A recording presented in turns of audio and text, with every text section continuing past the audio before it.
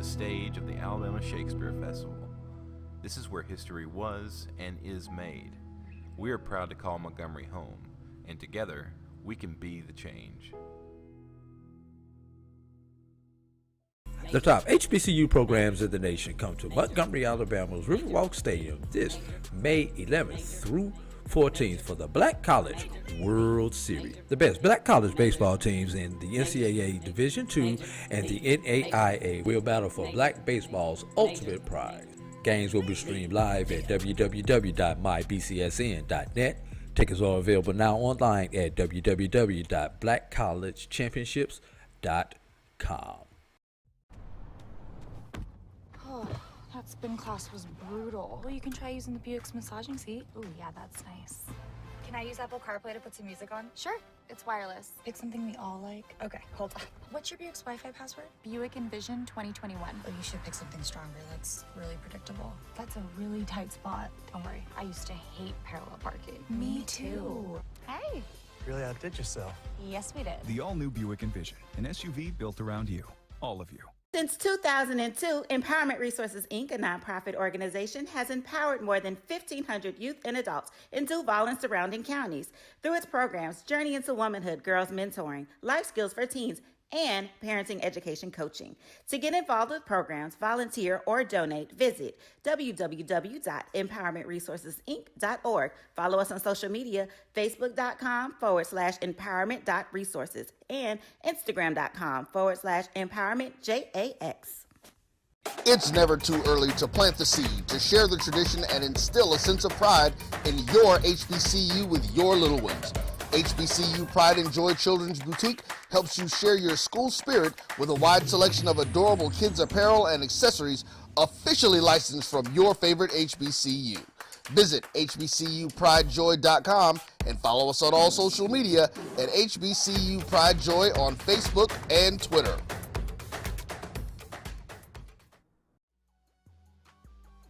This is the Dean of the College of HBCU Sports, Kenyatta Cavill of Dr. Cavill's Inside the HBCU Sports Lab with Mike Washington and Charles Bishop.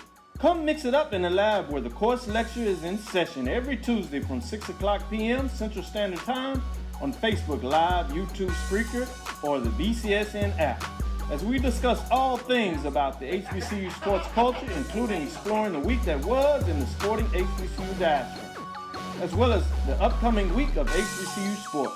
With me, the Dean, the College of HBCU Sports, on Dr. Cavill's Inside the HBCU Sports Lab with Mike Washington and Charles Bishop. Course lecture dismissed. Are you hungry for authentic Caribbean food like jerk chicken, oxtail, red snapper, shrimp, tofu, and rasta pasta? Well, find your way over to Mango's Caribbean Restaurant, 180 Auburn Avenue, right next to Royal Peacock in downtown Atlanta. Them belly full, but we hungry. Mango's Caribbean Restaurant, open daily from 11 a.m. to 10 p.m. And on Friday and Saturday, we're open till 4 a.m. Come to Mango's and put some spice in your life. So we've got a good thing going. Mango's Caribbean Restaurant, 180 Auburn Avenue, right next to Royal Peacock in downtown Atlanta. For more info or directions, call 404-698-3992 or log on to mangoscaribbeanrestaurant.com. For instant coupons, text MANGOS to 313131. Tell your mama hungry, papa hungry, brother hungry. Mango's Caribbean Restaurant, authentic Caribbean cuisines. Open up the door, tell your mama hungry. From novice to aficionado, find yourself here. High quality cigars plus personal customer service. Slow Burn is Waco's only mobile cigar lounge, featuring a meticulous, curated collection of premium cigars. Visit our website, www.slowburnwaco.com.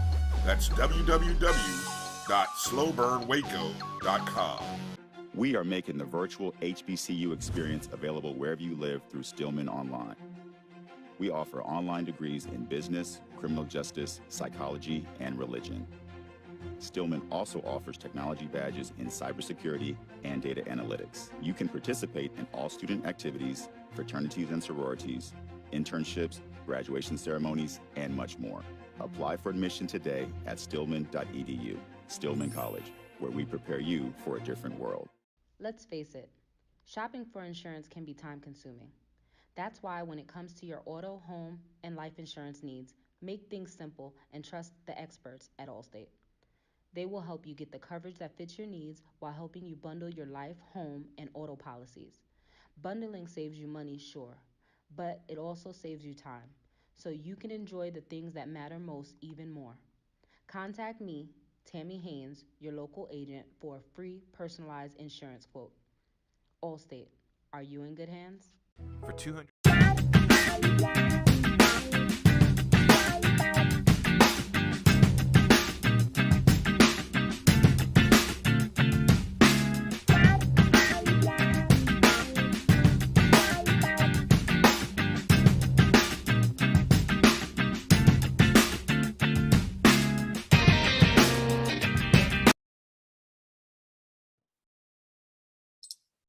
What's up? What's up? What's up?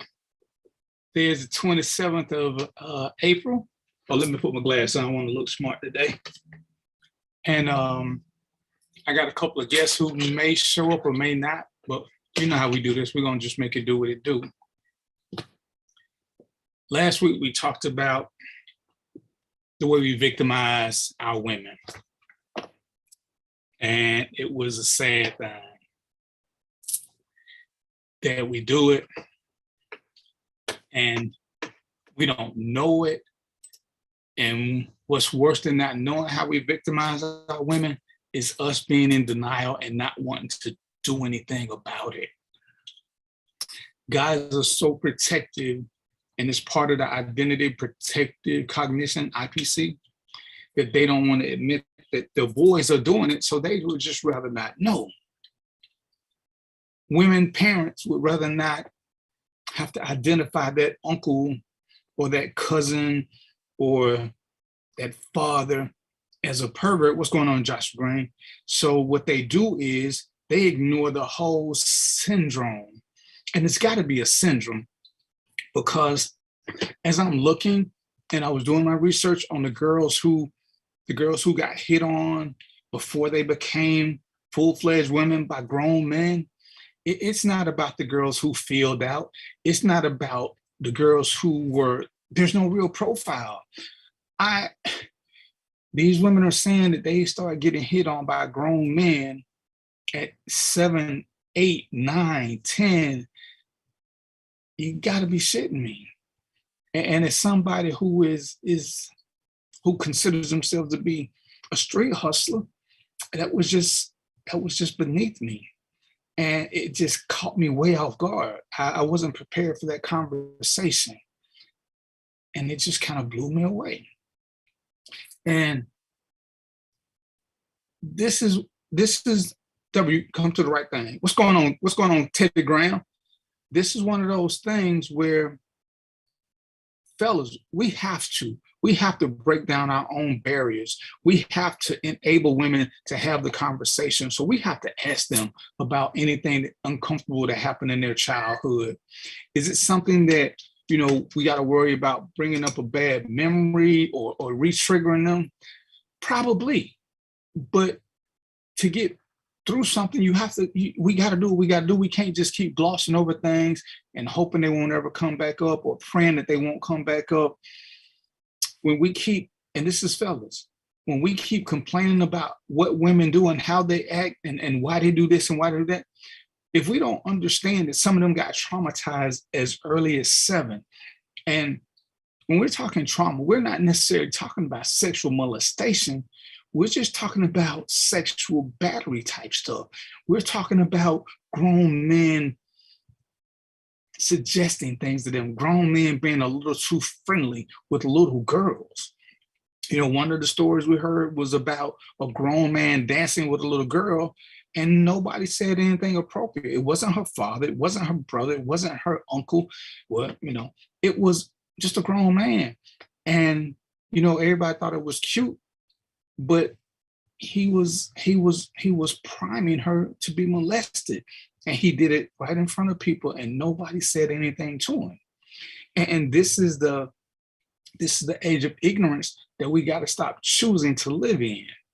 So, ladies, gentlemen, when you got a woman in your life, a girl in your life, we got to have these conversations before they happen, not let them become full-fledged adults and have that baggage of knowing that as men, we're quick to defend everybody, but we don't create a safe space for them in the now.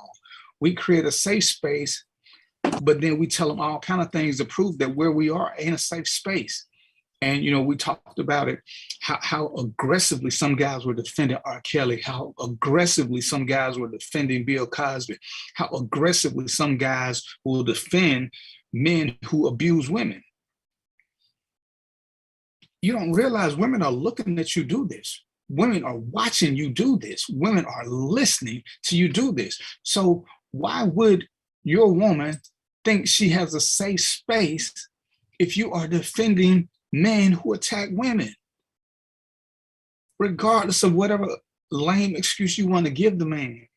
And you know, I was telling somebody I had to, I got called in a case one time because I was doing this kind of stuff. And there was this guy that they wanted to put on a sexual predator list, you know, and to me it was insane. The girl was 15, 16, I can't remember. Anyway, she was underage. He was 24, 25. So simply by sight, he was a predator. But the case revolved around, and circumstances matter.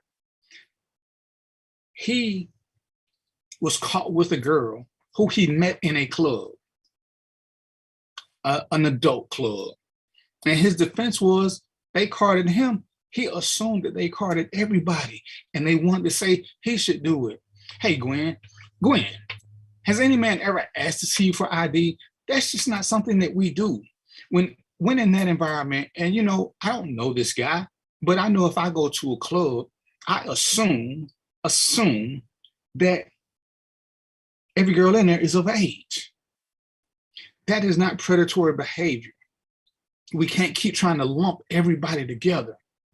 So there are true predatory behavior type issues that as men, we have to make it safe for our women to speak up about and know that there is a safe zone with us because we are the ones who they want to be protected by. And as Gwen said, I mean, until something happened to me, I didn't ask them for ID for a long time. Then I started asking, but that only lasted for a little while because of where I started meeting them. I'm assuming, ignorantly, that I'm meeting them in adult places.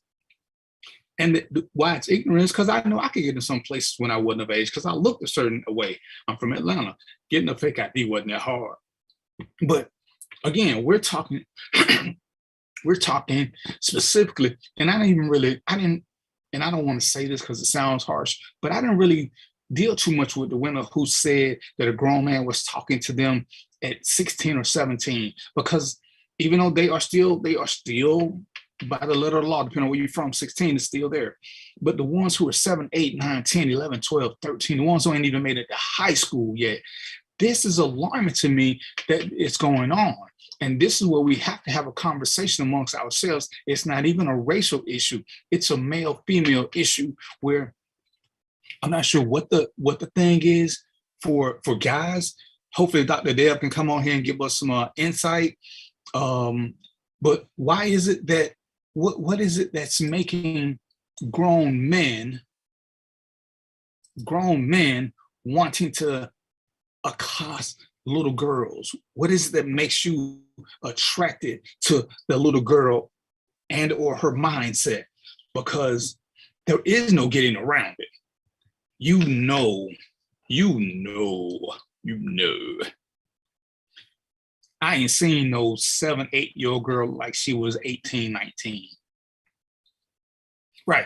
And when the underage girl was, I blame them more on her parents, not the guy.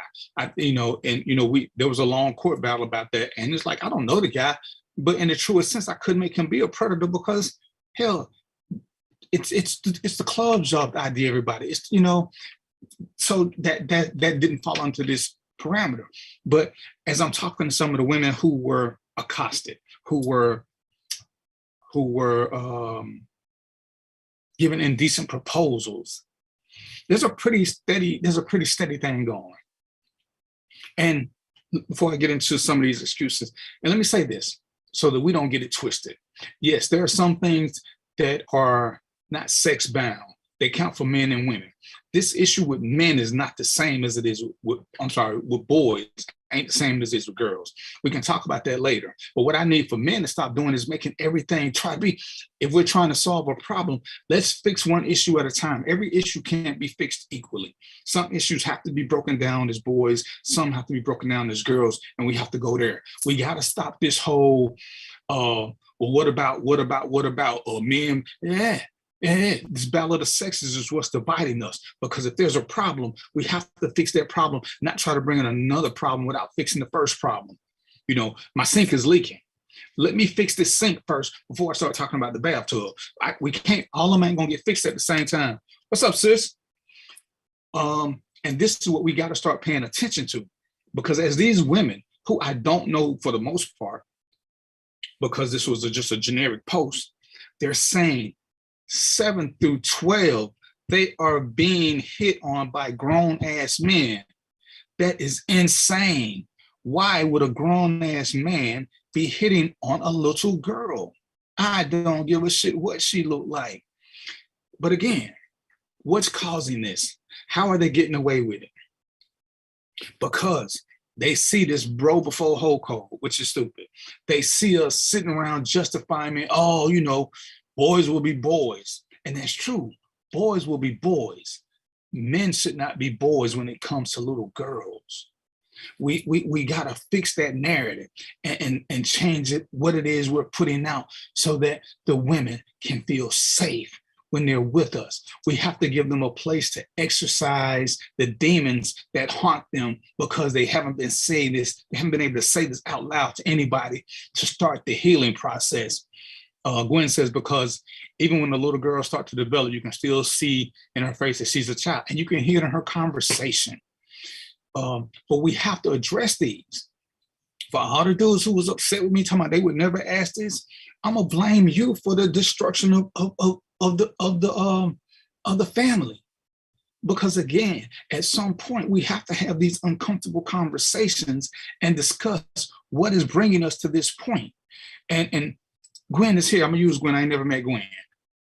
If me and Gwen are dating and she is bringing baggage from when she was 10, 11, or 12, but she's never been able to tell anybody because her mom didn't want to hear, her dad didn't want to hear, her brothers and sisters don't want to hear it, that is still there.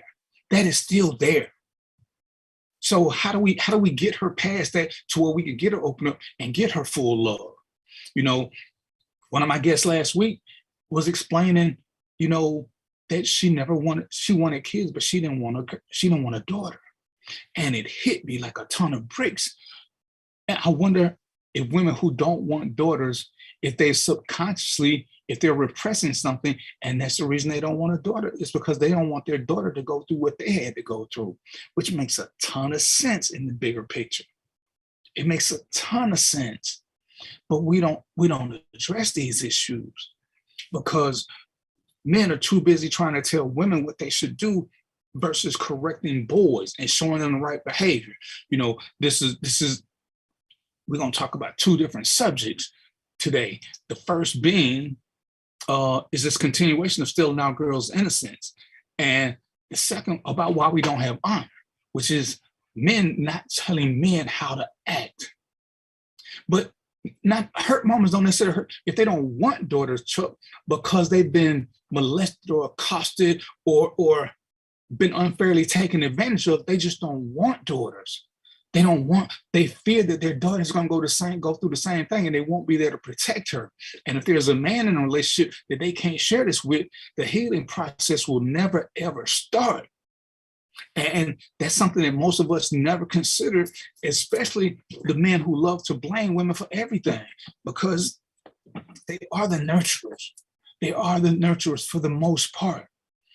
But even when they're the nurturers need to be protected so that they can fulfill their destiny. If you want your woman to be a nurturer, you have to accept her faults. You have to let her speak her victimizations or whatever it is so that you can begin to become whole or become better.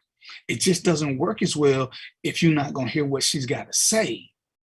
And so if she's not healed, and this came to me, why are mothers usually more strict with their daughters? Bam, look at what we're talking about.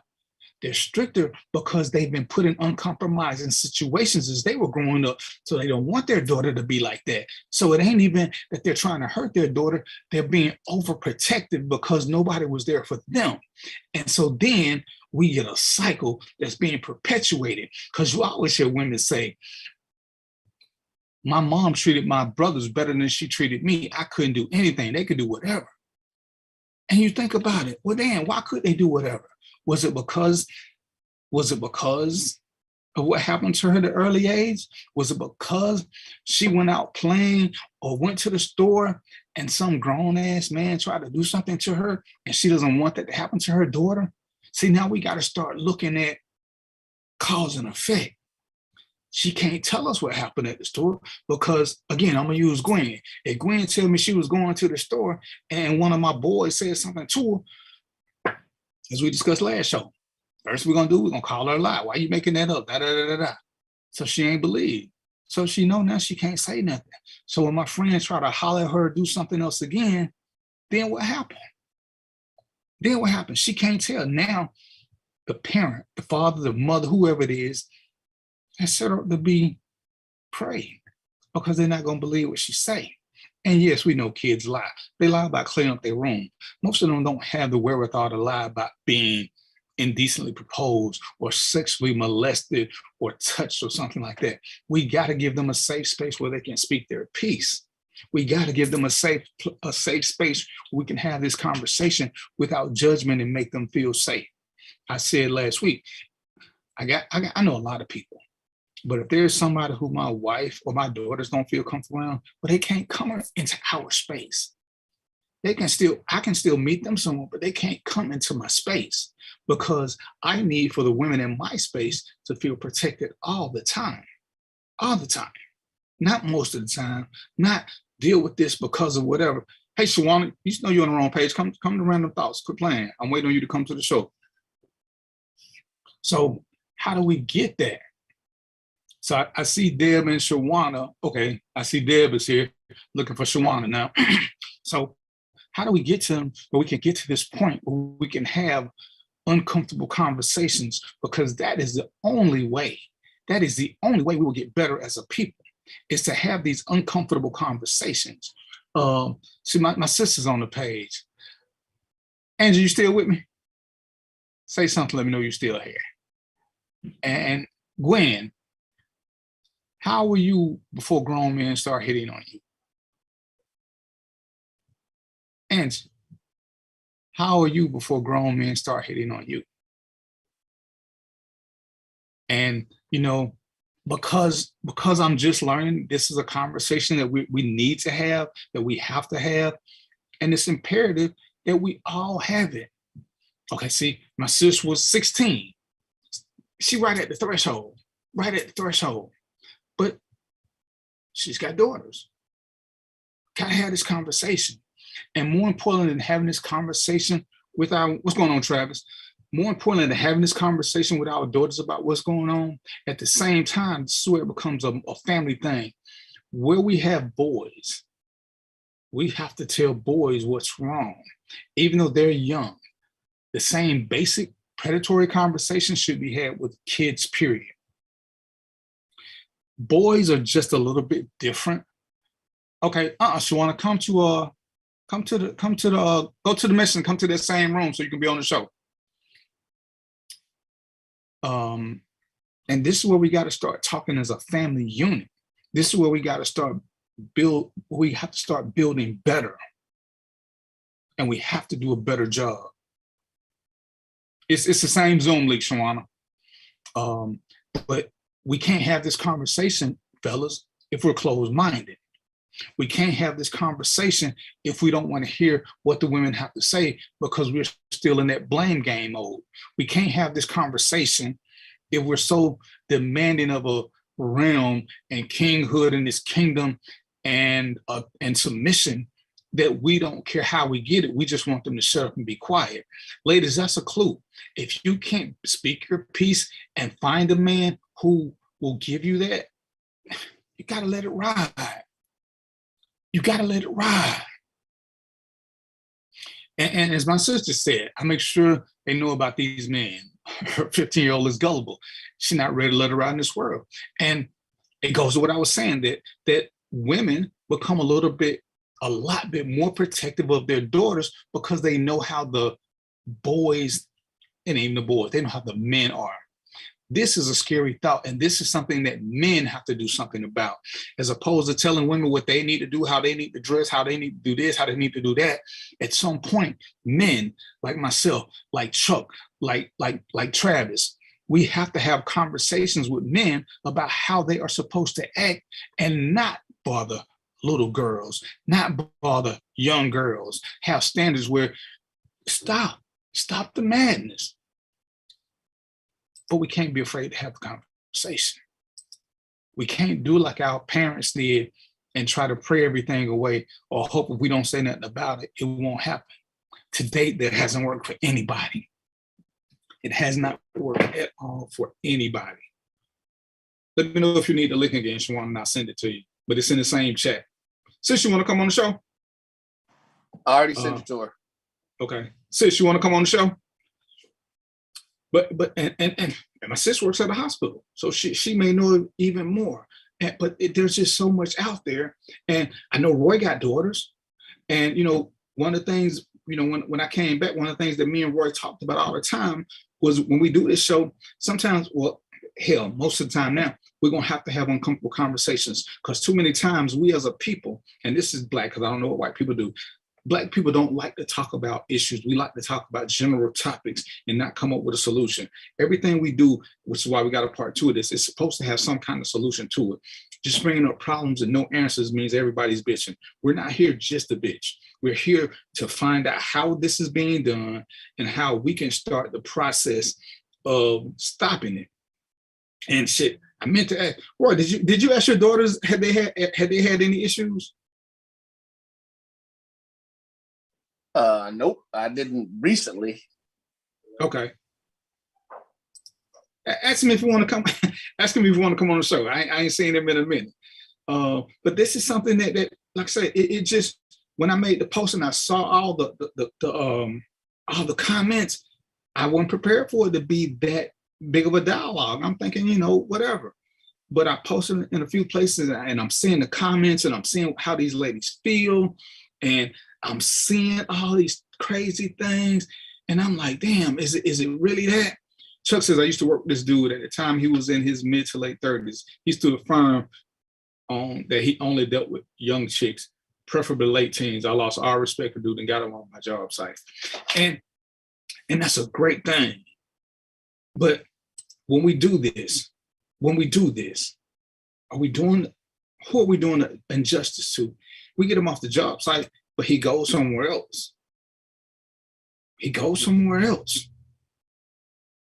And then what? And I don't want to switch up subjects too much, but that's the same thing I was telling y'all about police corruption. We'll allow police to quit to go to a different agency where they do the same thing because nobody ever points them out. Nobody ever tags them. So are we doing a graver disservice by removing them but not leaving them with a scarlet letter? We kind of working against ourselves. For me to send a predator from my neighborhood to Roy's neighborhood and not give Roy any warning, didn't I just set Roy for destruction? Roy don't want me sending the predator to him without giving him some kind of warning, but I just want him out of my world. And a lot of times that's what we do. And this is one of those things where we have to stop protecting. We have to stop protecting predators. And Roy, are you there? Or are you just out and about? Because I need a man for this one to work with me. Where you at? Okay, I can talk to you. Go ahead. Shawan's coming in too. So Roy, as men, and like I said, we do this a lot, but how many times do we pass a problem along, we get rid of from our neck of the woods, but we don't let other people know what's going on? And I'm gonna let Roy answer in just a second, but I notice women doing the same thing. When women share who's in their inbox, they'll share the message, but they'll blur out the name. And they'll make a general statement about guys doing something. It's not guys, it's just one guy. Why won't you call him out? Why are we so protective of predators? And I'm seeing a lot of dudes will do this too. What's your thoughts on that, Roy? Well, no, that's my problem. That's one of the things I talk about in pretty much every area. I think we need to start calling people out, because what's happening, I have the belief that it's the same people going around doing the majority of this dirt. But most people won't call them out. So we don't know, we don't see it. And then it makes it seem like that there are all these people out there who are doing dirt and who are being that. But, because my philosophy, like one of the things, I know we used to say it jokingly, but women always talk about how bad all the men are. I say, no, y'all keep dating the same 12 dudes. Right. But we just, but y'all ain't calling him out when he doing you dirty, because you enjoy what he doing to you. You may get in your feelings one night. You want to call him up, so you don't call him out. But that's, we have to stop doing that across the board. When people are being toxic and detrimental to the community, we should be able to call them out. Now, granted, everybody, just because Darren has a bad relationship with somebody doesn't mean that I'm going to have a bad relationship with somebody. But at the same time, repeated actions, that's a pattern. When they start showing you habits and patterns, that's different than we just having different personalities. So we got to start calling people out, man. And us not getting along ain't the same as predatory behavior. And that's why I'm having an issue, because I've seen too many of us, men, women, everybody, who will let a predator pass. Oh, we'll make a threat. Don't make me put you on blast. Why not?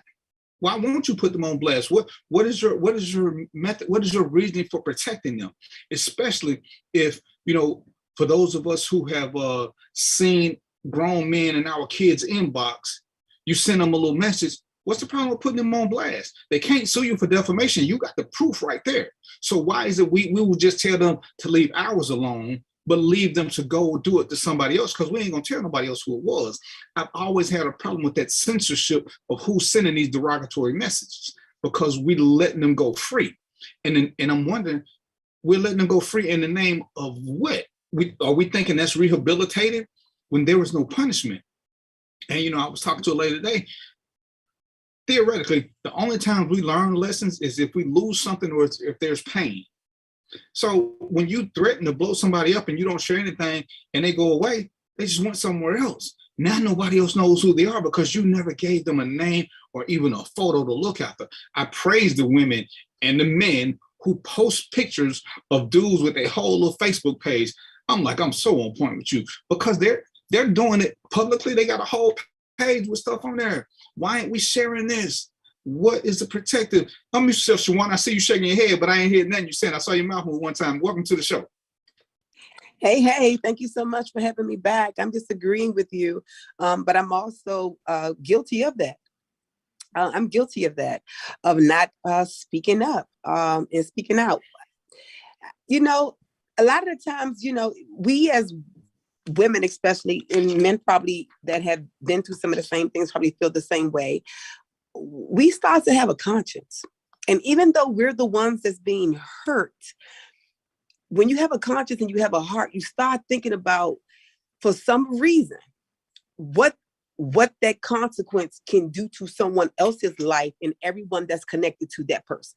So that person's wife, or that person's children, or that person's job or military career, or we just start to have this sympathy thing that comes over us that tends to keep us from doing it.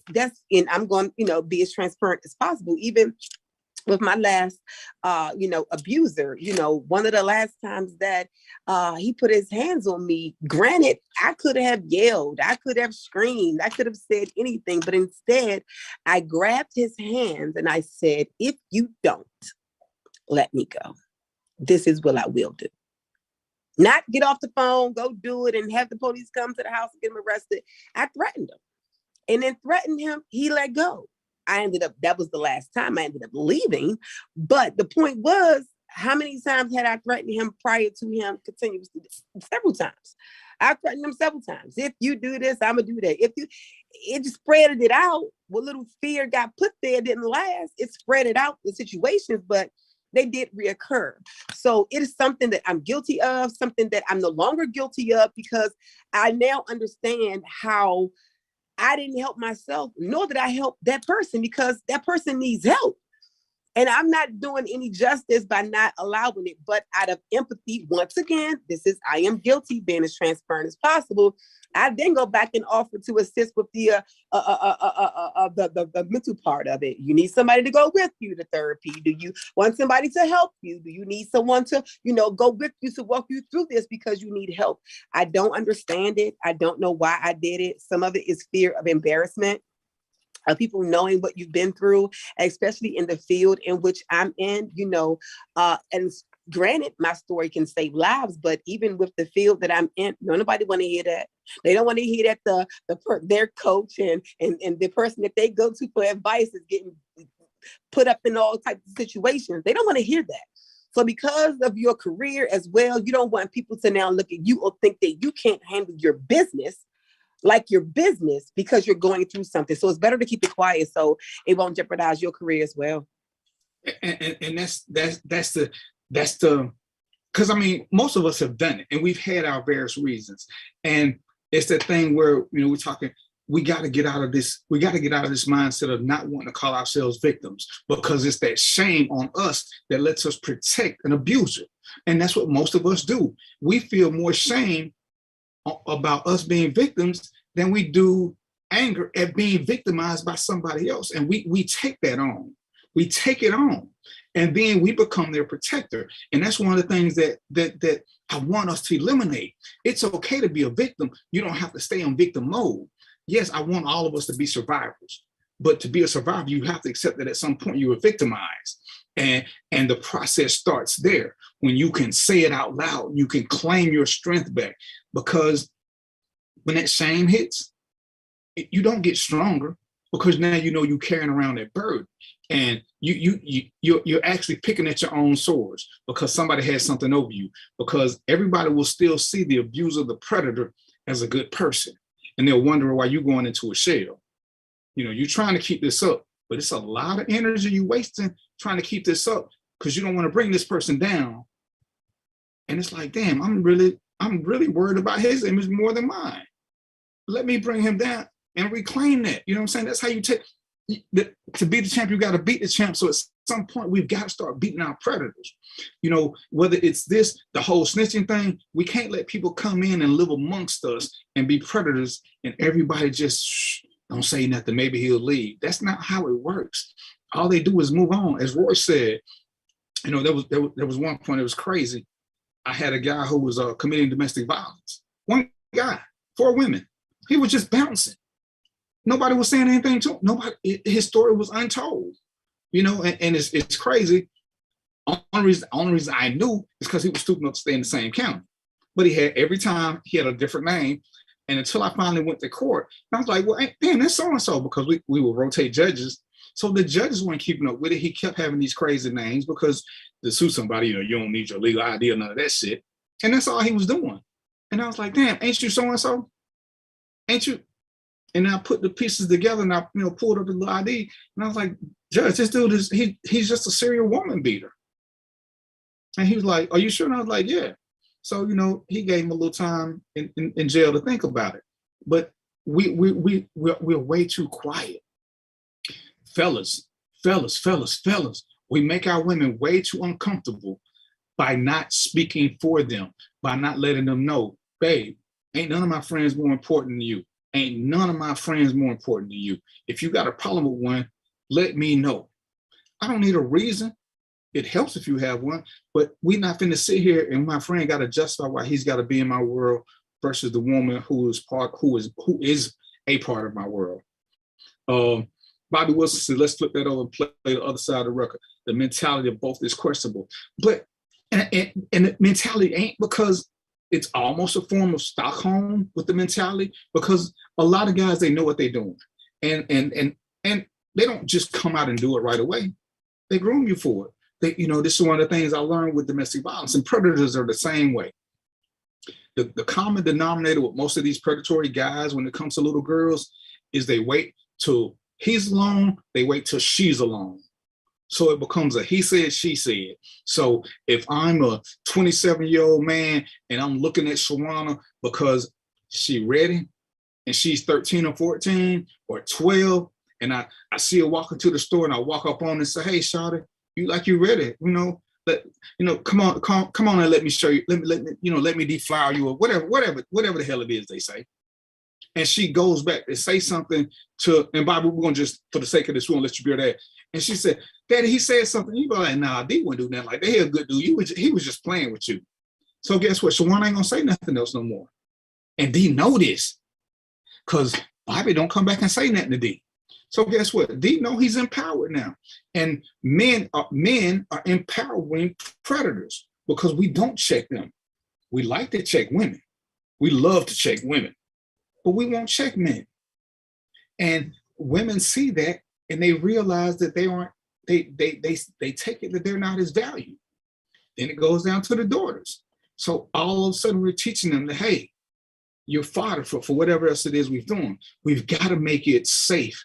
We, fellas, mothers, dads, we have got to make it safe for our women, our daughters, our nieces to be able to come to us and tell us their story and not call them a liar. Even if you don't believe them, do not call them a liar. Do not challenge them. Just separate them from their guy. That's it. If Shawana tells me that Chuck is bothering her, I'm gonna have one conversation with Chuck, but I'm just gonna tell Chuck to stay away from me and Shawana. Me and Shawana ain't going to Chuck's party. Me and Shawana ain't gonna do nothing with Chuck because there's an issue. I can't tell Shawana to get used to it or get over it because, oh, Chuck is this, Chuck is a good client, he does this, because then we devalue Shawana. And that's the hidden message that we keep perpetuating while we're saying, oh yeah, my woman know I love her, she know this, but she don't. And we won't have the uncomfortable conversation and say, hey, babe, is anything I'm doing that makes you feel unsafe? And let's just be honest, tell me. And do we want to hear it? Because what I'm seeing with most guys is that as soon as we hear something unfavorable, we want to lash out and bring up something else. So we're not hearing what's being said. We want to go on defense and start attacking for a question that we asked. So if Shawana starts telling me about my friends, now I got to tell her about her friends. Well, Shawana, Keisha ain't shit. Lisa ain't shit. But that wasn't the subject. The subject was make Shawana feel safe. Now, once we finish with that conversation, I can tell Shawana how I need to feel safe. And that's where we start progressing. We can't keep shooting back and forth. Let's fix a problem, find a problem, fix a problem. We can't find a problem, find another problem. Well, my problem is greater than your problem. Well, your problem is greater than my problem. And that's what we're doing with this battle of the sexes. We just keep trying to top each other, but nobody's trying to come up with a solution. And the simple solution is, go ahead, I'm sorry. Oh, no, go ahead. No, do you think? I ain't gonna forget. I'm old, but I got to wrote down. I'm real big on mouth to ear. Mouth to ear is one thing to be with someone and to look at something and assume or to prejudge, that's different. Sometimes things can look like what they're not. Sometimes you can read a text message and you can be like, oh, but that person didn't come across that way, right? So those are things that happen that's not mouth to ears, things that you read and then you digest them and let them marinate the way that you want to. And sometimes you're far off. You could be all the way on the other side of the world with it. I could have been, hey, I'm having a good time, but you read it as if, what the hell, right? So I'm really firm on mouth to ear. If it comes from your mouth to my ear, it's valid. It's valid. Anything in between that, I don't count, because that's when a whole lot of misunderstanding and not being sure, where you're trying to assume or think that you can read minds. That doesn't count. But if it comes from mouth to ear, it should be important. It should shut down everything that's coming from your mouth to my ear, from your mouth to my ear. That's the way that it should be. And most people don't want to hear the truth. Like, even in my field, when it comes to being honest, and I'm just trying to stay on topic because we're talking about a lot of things, but even with sex, like, people just don't want to be honest about things that make them uncomfortable. So they just won't say it. They will just let things go. They will just assume that at some point you're going to get it. I'd rather leave you some hints, you know, and if you don't catch the hint, then you an idiot. You know, you didn't see the signs, you're like, you're an idiot. Like, signs are not always self-explanatory. Sometimes you have to open up your mouth, and yeah, we can look for certain things and pay attention to certain behavior changes and traits and things like that. That's body language. It's 80% of communication. It counts. But that 20% of you opening up your mouth, that is everything. And that's what counts. And like I said, me being, you know, a person that has done it, like when you know better, you do better. But even as an adult, like people still don't do better. They don't want to face the hard things first. And saying something like your best friend that was the best man at your wedding, he threw your bachelor party, he's our child's godfather, he started a college fund for the god baby, he's at every event. If he's not there, he's sending gifts. Like, how you finna go tell your man that this nigga tripping? Like, this man that carried him through some stuff. They have been through some stuff. He may have saved his life, even took in a bullet. You listen, when it gets deep like that, with men, they.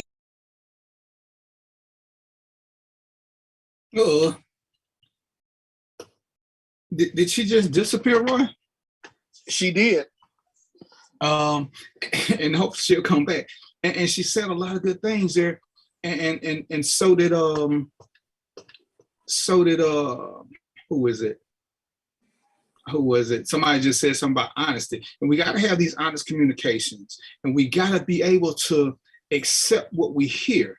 And one of the things that I learned from being a teacher was when somebody says something to me, if I got the slightest question, I'm going to repeat back what I heard so that we can discuss what I heard, because we can't keep hearing things and not deciphering from what they mean, because men and women do talk differently. So when somebody says something, this is one of the things that me and Trina had to work through. She would say something, I would just hear black and white. There wasn't a lot of gray area. So I needed for her to explain to me more what she meant. And she wanted me to just get her, but I couldn't. You know, I talk to 200-300 people a day. I gotta repeat back to them what I'm hearing to let them tell me what language they speak. Because in my mind, when I hear this is my action. But that ain't what they said, but that's what I heard. And when we go through these instances, a lot of times we hear something, but somewhere some things got lost in translation, which is why sometimes paper is better than words, because words can have emotions and we can take things a certain way. And, you know, people always say, it ain't what you say, it's how you say it. Well, if I text it, all the emotion is gone, because I got Dr. Deb here. If I'm frustrated and I raise my voice to Dr. Deb, she may wonder why I'm raising my voice and miss some of what I'm saying. So sometimes paper works, you know, and this is one of those things that we got to do, but we got to be able to accept whoever it is we're talking to. We have to be able to accept their truth as their truth. And if Shawana is bothered by somebody who's in my circle, whether I believe it or not, that is her truth. That don't mean I have to eliminate from, it doesn't mean I have to eliminate them from my circle, but I have to eliminate them from our circle. And I got friends who I don't let hang together. Hell, I got family members I don't let hang together, because I know we don't all mix. I get along with everybody. I get along with this guy, and this guy, as Ward was saying. But these two, not so much. I don't want to be where these two are. So I asked, you know, hell, I've been to family events and I left early just because. But as we're staying on topic with this, we have to let these ladies tell us. We have to let our daughters feel safe. And when we get into the big picture, the same thing goes with boys. But I don't want to do a show on boys just yet. I want to have some more guys who want to tell a story, because guys are ashamed more because, you know, whatever crazy reasons. But right now, it's the women who are bearing the burden, because what I'm seeing, especially on social media, is that we're so quick to blame women for everything. We don't ever take into account what they go through. And you know why we don't take it into account? Because guess we can never walk a mile in their shoes. See, I can walk a mile in one of my boys' shoes and know some of the things he's been through. I can tell you some of the things that Roy been through just because we both got kids. I can't tell you nothing about what Shawana or Deborah or Trina been through. I ain't never been a girl. I ain't gonna never be one. I don't identify as one. Even if I did, I can't. So I don't understand. So I have to listen to them and let them tell me their honesty. And I can't have no judgment, no nothing. I'm listening to all these women. They all telling a different story, but they have common links. And that's how I get to a lot of my topics or my conclusions. They're not personally mine, but as Deborah says something, as Shawana says something, as Trina says something, my sis says something, Gwen says something, I'm looking at all these and trying to find a common denominator. And the common denominator, most of them is us not being as protective as we claim to be. You got something for me, Dr. Deb? You know, you've touched on a lot of different scenarios that I have experienced. I had a client where the client told the mother, your boyfriend has sexually approached me, and the mother did not believe her, okay? And in fact, the boyfriend was molesting her. When my daughter was 12, we were coming out of a service station, and she was filled out for 12 years old. And I caught a guy, you know, kind of looking at her cockeyed, and I told him, she is jailbait. I just need you to know she is jailbait, okay? You talked about how old someone was. I was 15 and he was 21 when he hit on me, okay? And I knew how old he was. I was flattered, but I knew the difference. I knew the difference, okay? And so this morning on the radio, I heard a young lady call in and tell one of the DJs or one of the hosts, don't be a snitch.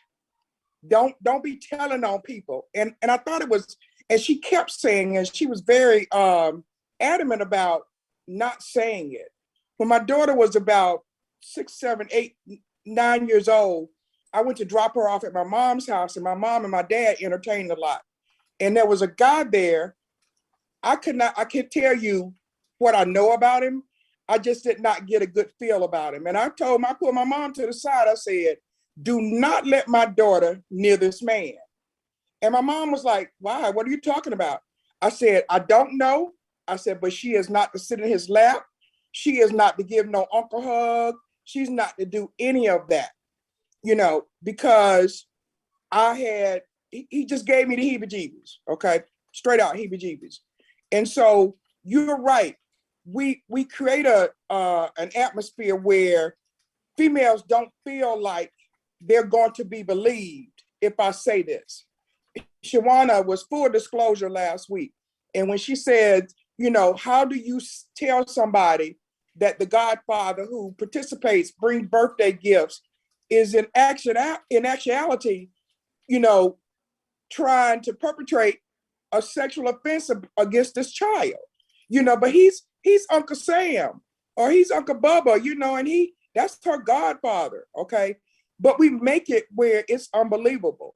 But in a lot of cases, it is very believable. I've got a client right now who was sexually molested by the stepdad, and the mom did not believe her, you know.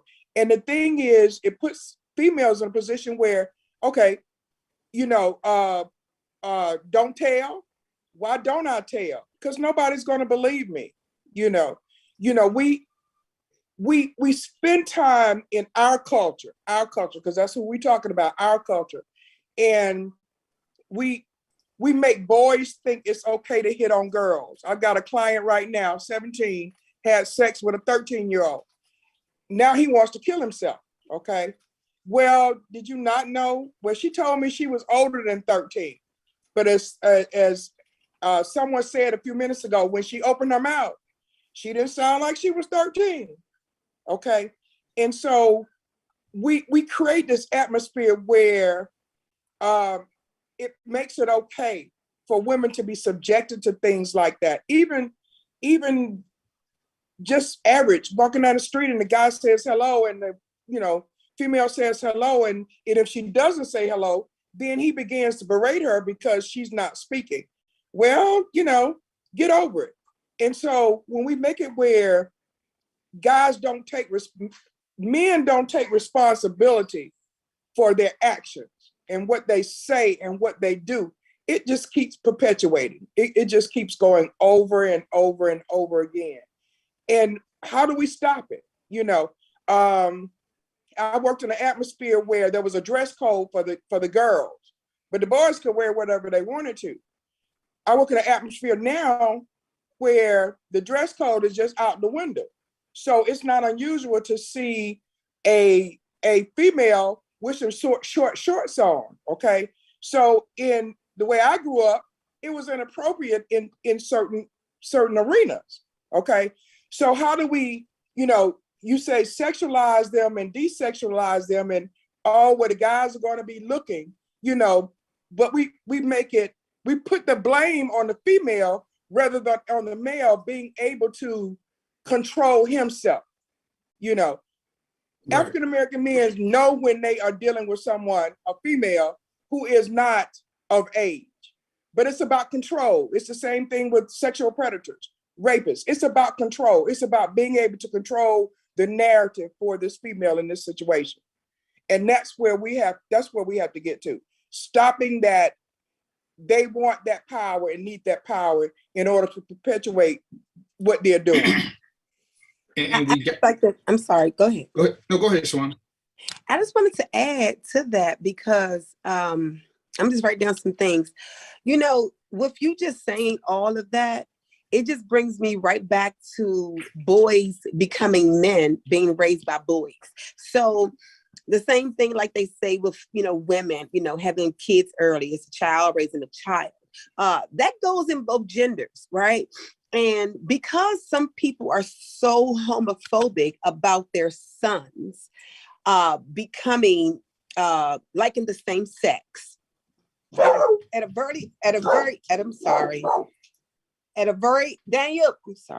don't do that. I'm sorry. At a very early age, I'm sorry, he knocked on the thing trying to agitate the dog that's playing. But at a very early age, when you have a child, when a boy has a child at 16 or 15, you know, not knowing what he do, but he had this child, right? And he has a son. At a 15-year-old or a 16-year-old or 17-year-old boy who's not being raised properly by a man, right? He has in his mind that I don't want my son to like the same sex. So the moment that this little boy can walk, let alone start to say words, soon as they get to that age bracket where they can kind of walk and kind of like move around, you can put them on some clothes and take them with you and they walking beside you. You know, you start saying, isn't she pretty? She pretty? Say she pretty. Pretty. Oh, he's so cute. He's so cute. Okay, add 3 more years on him. Isn't she cute? Go tell her that she cute. Excuse me. You're cute. You're pretty. Oh, that's so cute. And that goes on, right? Then that little boy gets a little bit older. At the same time, the immature dad who's trying to get his son to see women. I just want you to see women. Just be with a woman. It's the right thing to do. You should not be with a man. Like, I don't want you to be with a man. I want you to see the women. And then when they get a little bit older, it's look at her butt. Look at her butt. Oh, Dad, go ahead, Dad. Now look at her butt. She got a fat butt, don't she? Yeah, she got a fat butt. Now you're looking at these women as not people, with human being and goddesses, and the only one that can procreate this life and birth life. They're not looking at this beautiful queen, this diamond, this dynasty. They don't see that. They see a fat butt. Because my dad said, look at her fat butt. And it's the same predator child. You know, and I'm, God, please, just order my tongue to be speaking over the atmosphere, God, and not to cover these words. That you have these boys that are now being raised to idolize women and see them for what they have and not who they are. So now they're looking at their butt. Now they're looking at their breast. Now they're looking at their mouth because their father is telling them, look at the breast. She got some big breasts, son. Yeah, Dad, she fat. Yeah, she fat as hell. You know what I'm saying? So you're not looking at this woman as a potential partner, a potential mate, somebody that you should be protecting and taking care of. That's not what you see. You see meat. You see meat. You see something that you must conquer. You have to conquer that because I don't want you to like the same thing. And even though they don't understand, that too early, too soon, not instructing proper instructions, just having them to idolize women as what you want it to be. It doesn't even mean that the father feels just like that, but he has to get to the point. The point is, I don't want you to be with a man. I have the rest of your life to teach you how to find a good woman and a wife, but right now, I need you to focus on butts and coochie and breasts. That's what you want.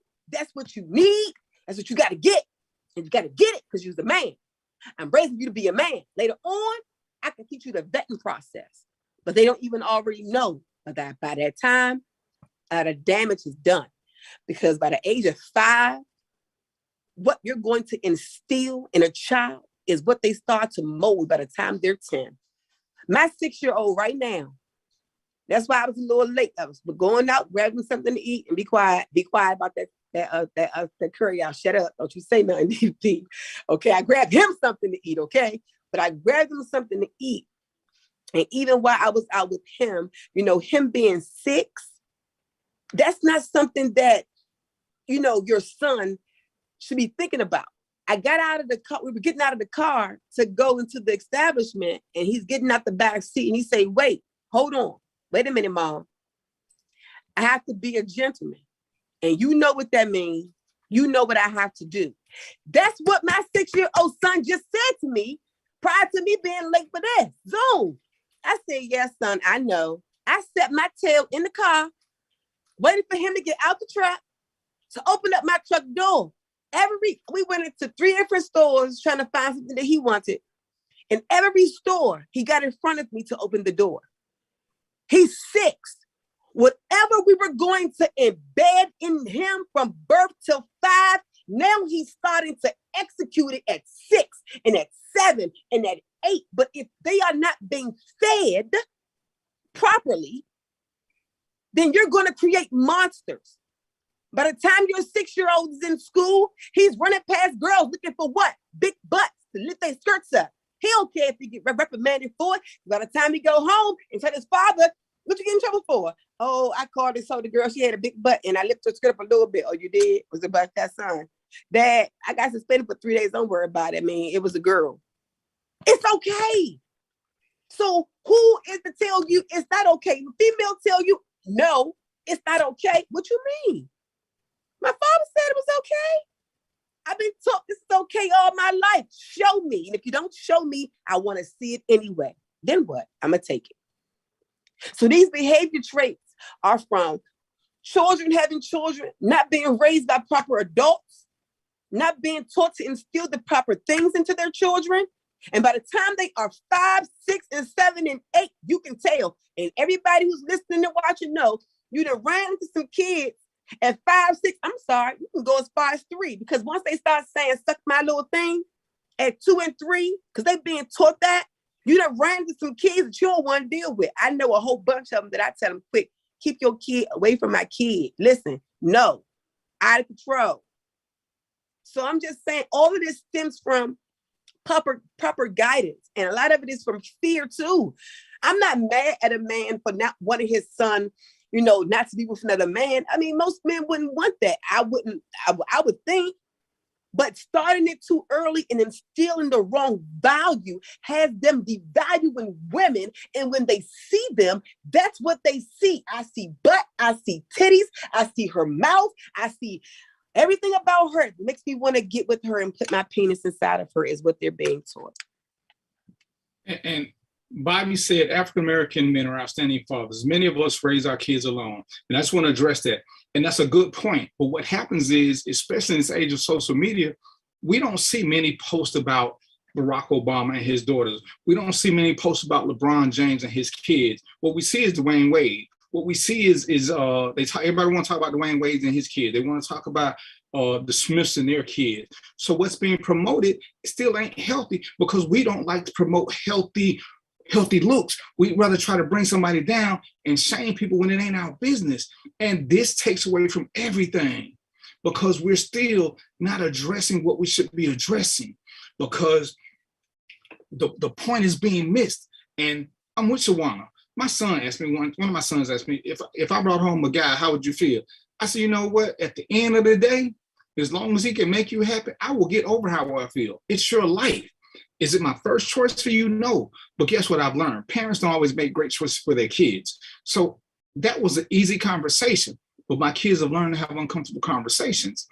We have to, it's imperative that we get to this point and not become so defensive when these subjects come up. We have to just let go so that everybody's truth can be heard.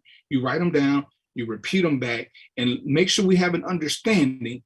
Once you have an understanding, you can set forth about making a solution. Because as Shawana was saying, too many times we've made it okay to objectify women. And as we're talking about Black men in there, because I hate when they say, oh, if the dad was around, yeah, whatever.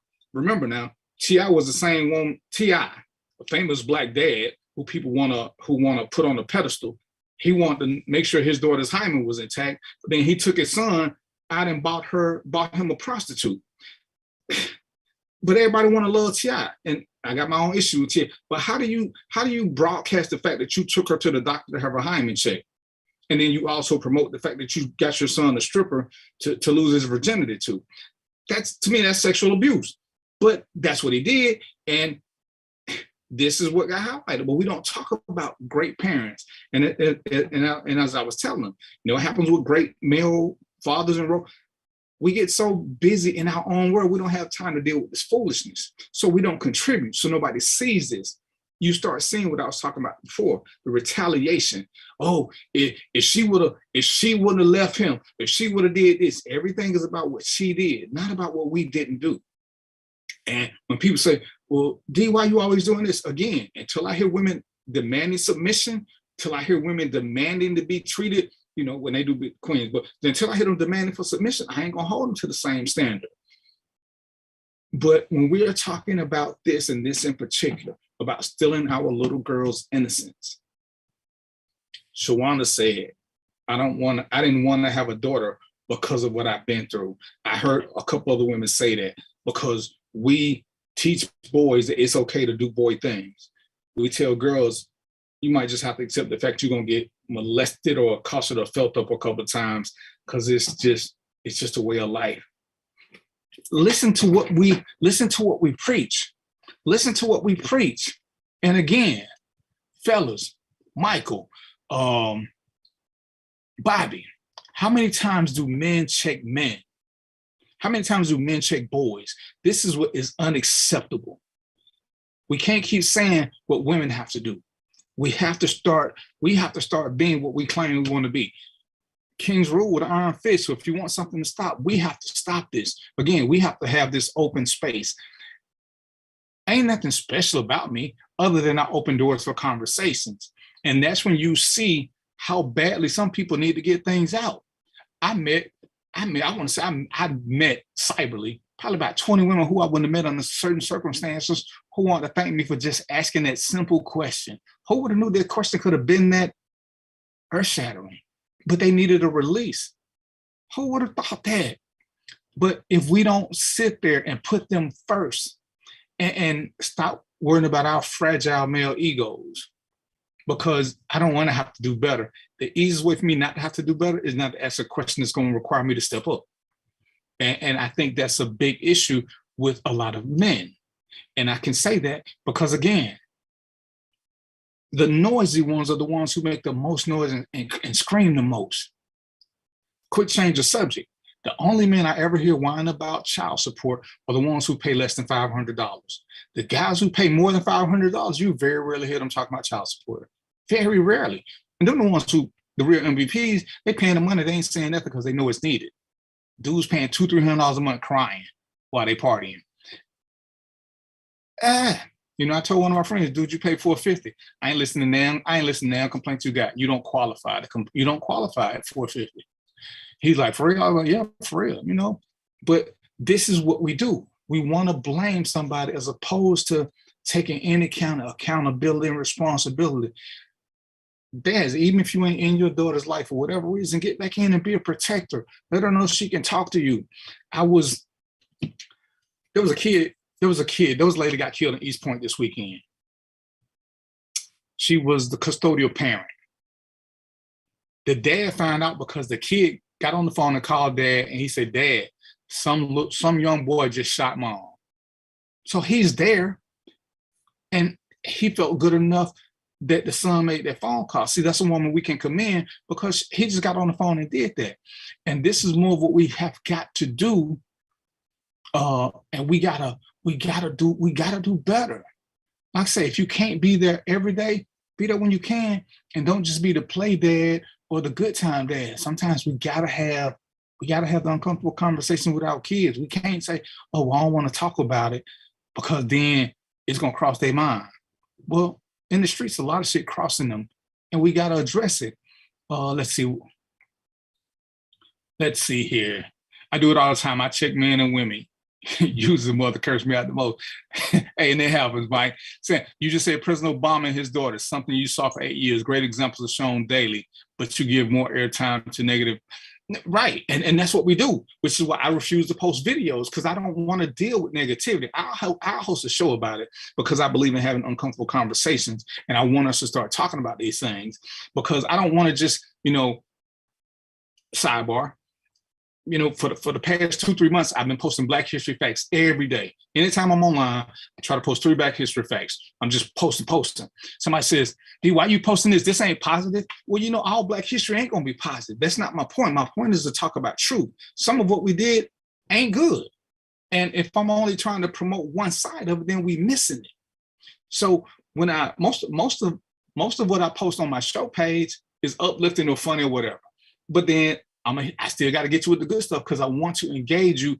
I want the inbox when somebody said, "You brought up a subject, me and my daughter had a talk. Me and my dad had a talk because you brought up a subject," and it opened the door because I didn't want to bring it up. But it's like when something come on TV, when everybody was talking about what was the Black show, This Is Us or This Is It or something. And everybody's like, "Yeah, they talk about hard subjects." People could relate to that because then they could talk about it after the show. Because then it was easier. Somebody else broke the ice for them. So if that's what we got to do, I don't mind being there. But again, see, I'm going to defend what's right. And I'm going to go after what's wrong. So, I don't care for the artist known as Jay-Z. But what's his real name? The man, I'm all for it. He's doing a lot of great things. I'm not a Beyonce fan, but Beyonce knows the philanthropist. She's doing a lot of good shit. Same with LeBron. He got that school they're paying for. They don't get enough press. Because this ain't what we do. And when we've got good dads, Sam, I don't invite you on the show because I think you're the man. When Bobby, Sam, Michael, and all y'all want to come up, hey man, sometimes you got to just post some great things about dads. And don't wait till Father's Day to call out good dads, because that's what we do. So you get one day. We can do this on a regular basis. Sometimes you have to create your own positivity. Sometimes we have to create our own things to educate people. And if I have to tag certain people to make these posts, I can tag Swan. I call Dr. Deb on the show to give me her professional, because she's a professional therapist. So she can tell me things and maybe it'll make sense to y'all or to make you go seek therapy. But we can't keep running around being scared. We can't keep letting Shawana hold in things for so long. We can't keep promoting that and letting that be the way to be. And this is where we have to step up. Yeah, President Obama was raised by his white mother. It is an example. Being a good person is being a good person. We can't keep acting like it don't happen. And this is sometimes our dilemma, is we want everything to be for us, by us, and that don't always work. Because again, if we look at the stats, as much as people want to complain about this or that, we do the most damage to ourselves while claiming to be kings and queens and overlooking everything else. We are the ones who holler, "Stop snitching," while our community is being ravaged by us. You can say the cops are doing this, the cops are doing that. It ain't the cops. somebody said, I saw a post the other day, oh, I'm scared for my kids because the cops doing that. If you only afraid of the cops, you living in a utopian society, because the last few kids that got killed at the park, the last few kids that got killed at a party, the last few kids that got killed at the mall, it wasn't by a cop. It was by somebody who looked just like them. The last few kids that got killed out of school, it wasn't by a cop. So to deflect from our responsibility, let's blame the cop, because I don't want to tell my child to watch out for his classmates. Whether it's sexual harassment or the kid who's talking about he's going to shoot the school up. Shh. Let's blame it on the cops. Let's blame it on white people. Let's blame it on single parents. Let's blame it on anybody but us. That way we don't have to be accountable and responsible. When there's a problem, it's on us to fix it. You heard what Shawana said? And I wasn't even talking to her when I said that too many times we protect predators. I've done it because I didn't know better.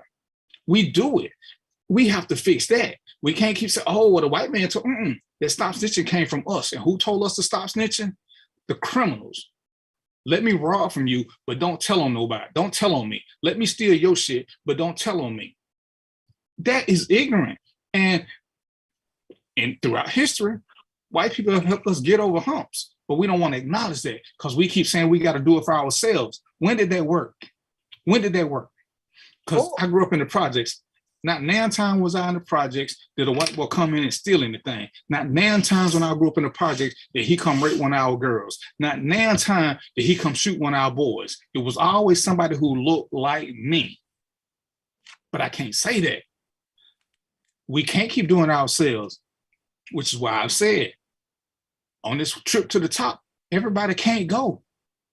I ain't trying to take everybody with me. I only want to take the ones who want to be there.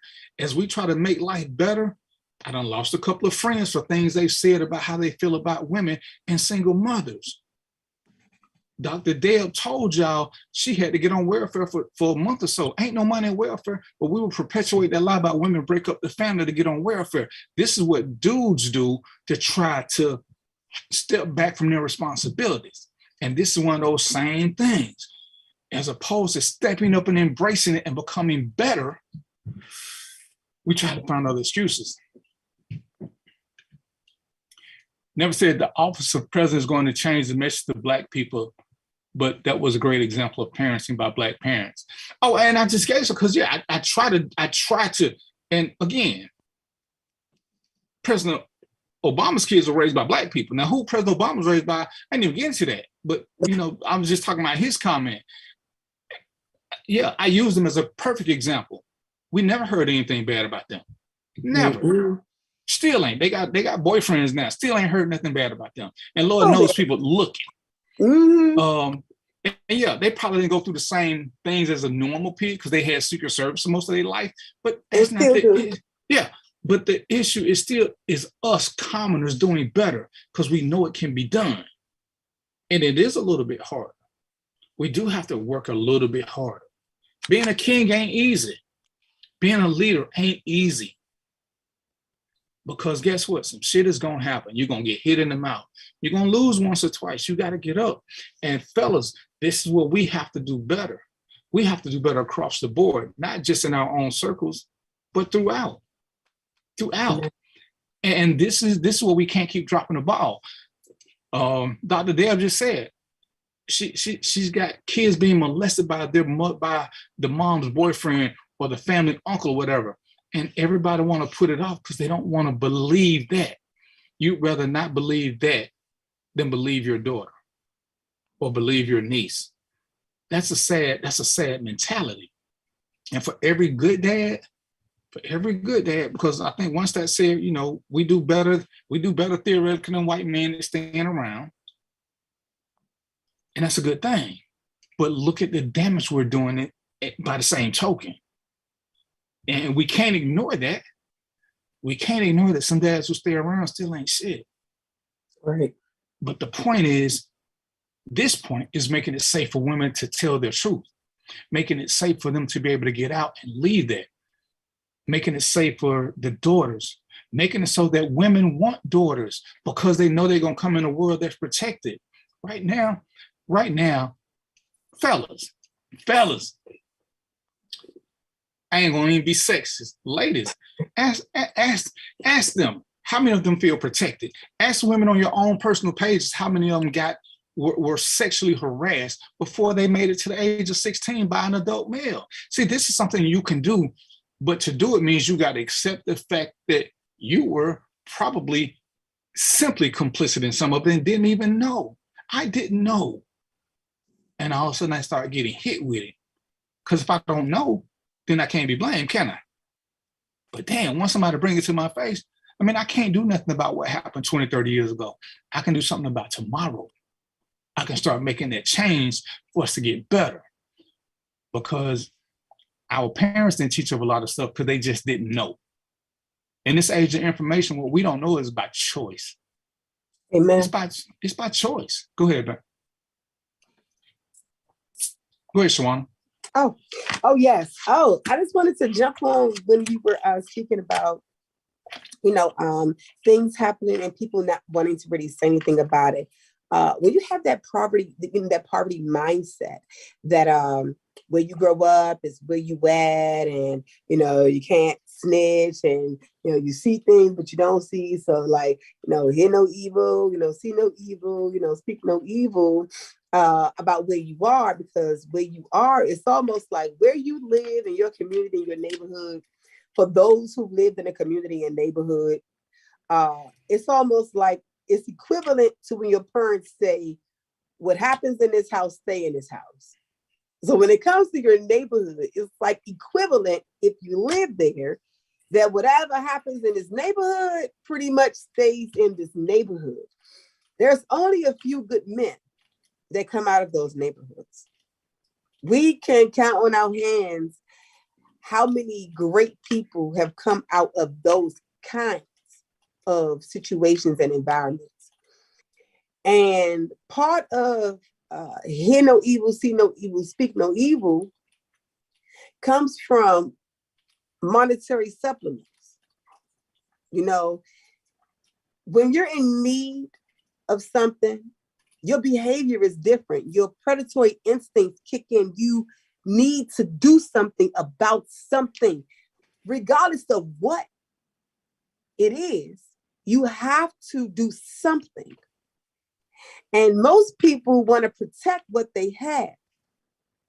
But if their resources are few and they're in need of something, if I see you shoot somebody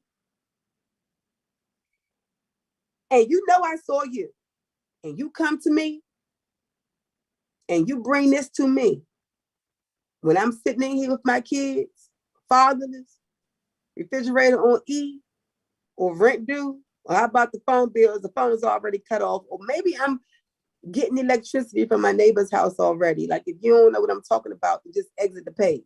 I'm just saying. Because shit like that is real. We make decisions based off of our instincts to survive. Some people leave this world wishing, praying they had one more opportunity to speak their truth, to be able to reveal something that they seen or something that they heard that could have changed a lot of people's lives, and they did not. And sometimes it's where we are and the things that we do. Okay, I'm not going to say that. But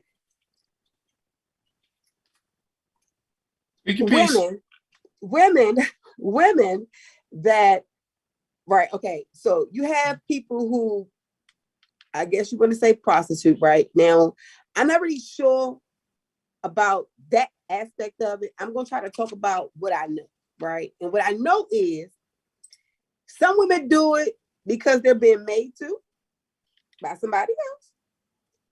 Some people do it because it's a way to cope with other things going on. And some people do it because they need the money to survive.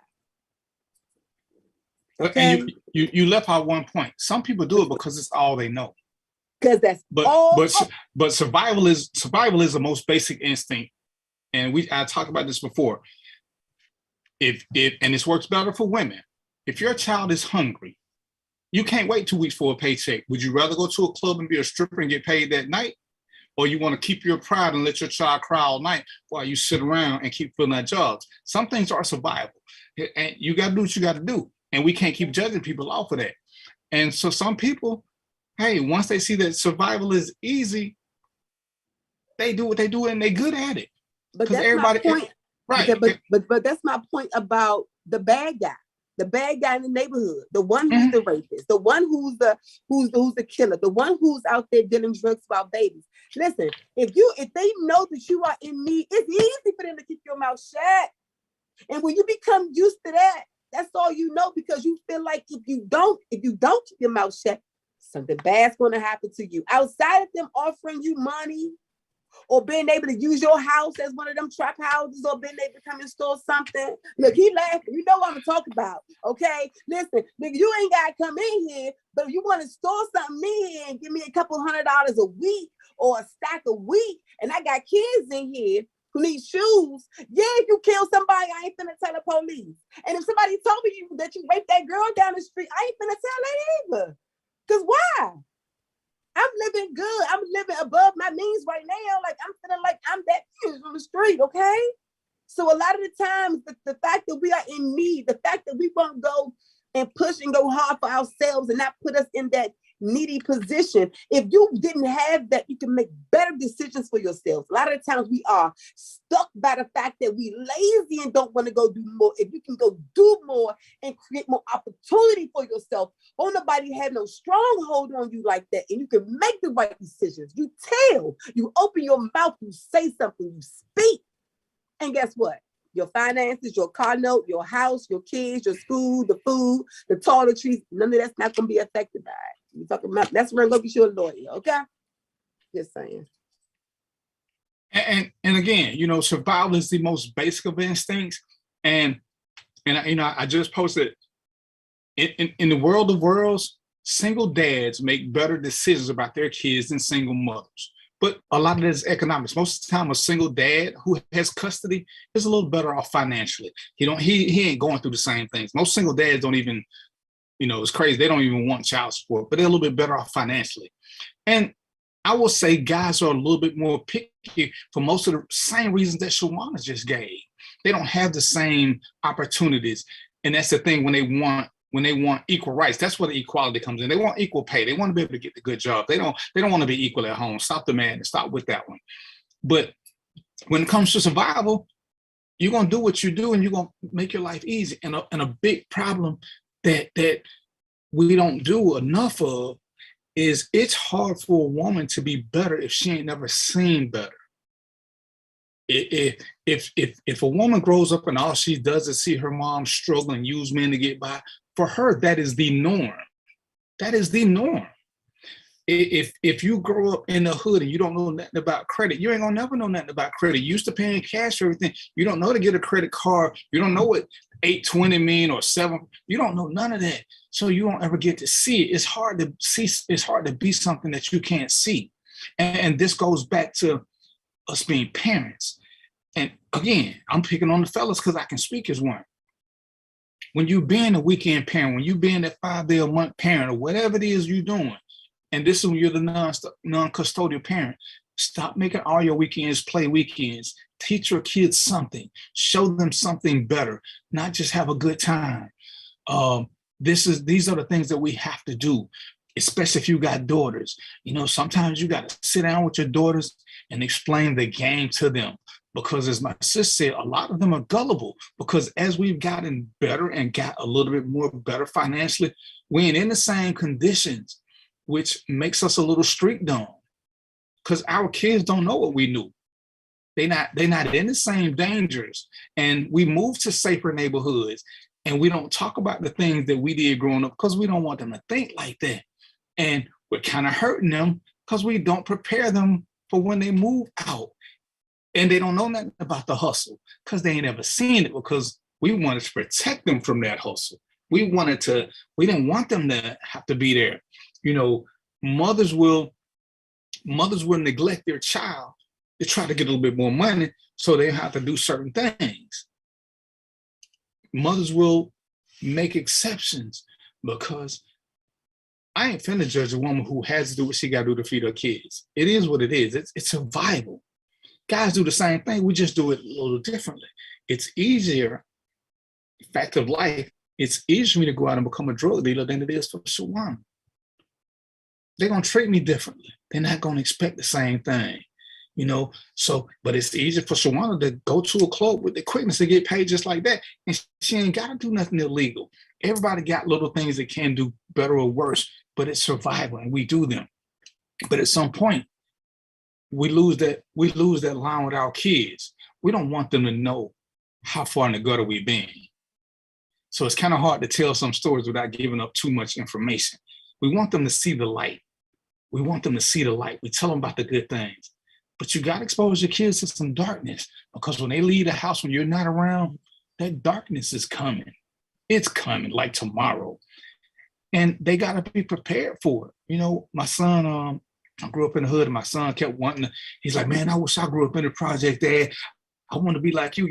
Dude, don't nobody want to grow up in the projects. No, man. But look how you turned out. You're right. That's because I survived it, not because I thrived in it. But he said it one time. He said it one time too many.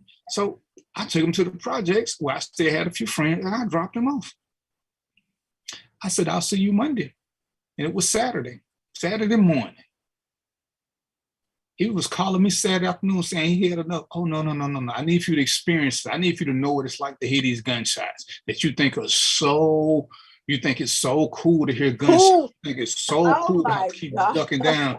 You think it's so cool to not have power. You know, these kids in the project they don't know what it's like to have their own room. They don't know what it's like to sleep in a bed by themselves. But this is what you want. So let me let you have this. When I got him back that weekend, he ain't said nothing about the project life no more. But I realized it's because I was trying to shield him from my atrocities, that he didn't understand life as it really was. And this is where we got to have that fine line between, as Jay-Z would say, the blessing and the curse.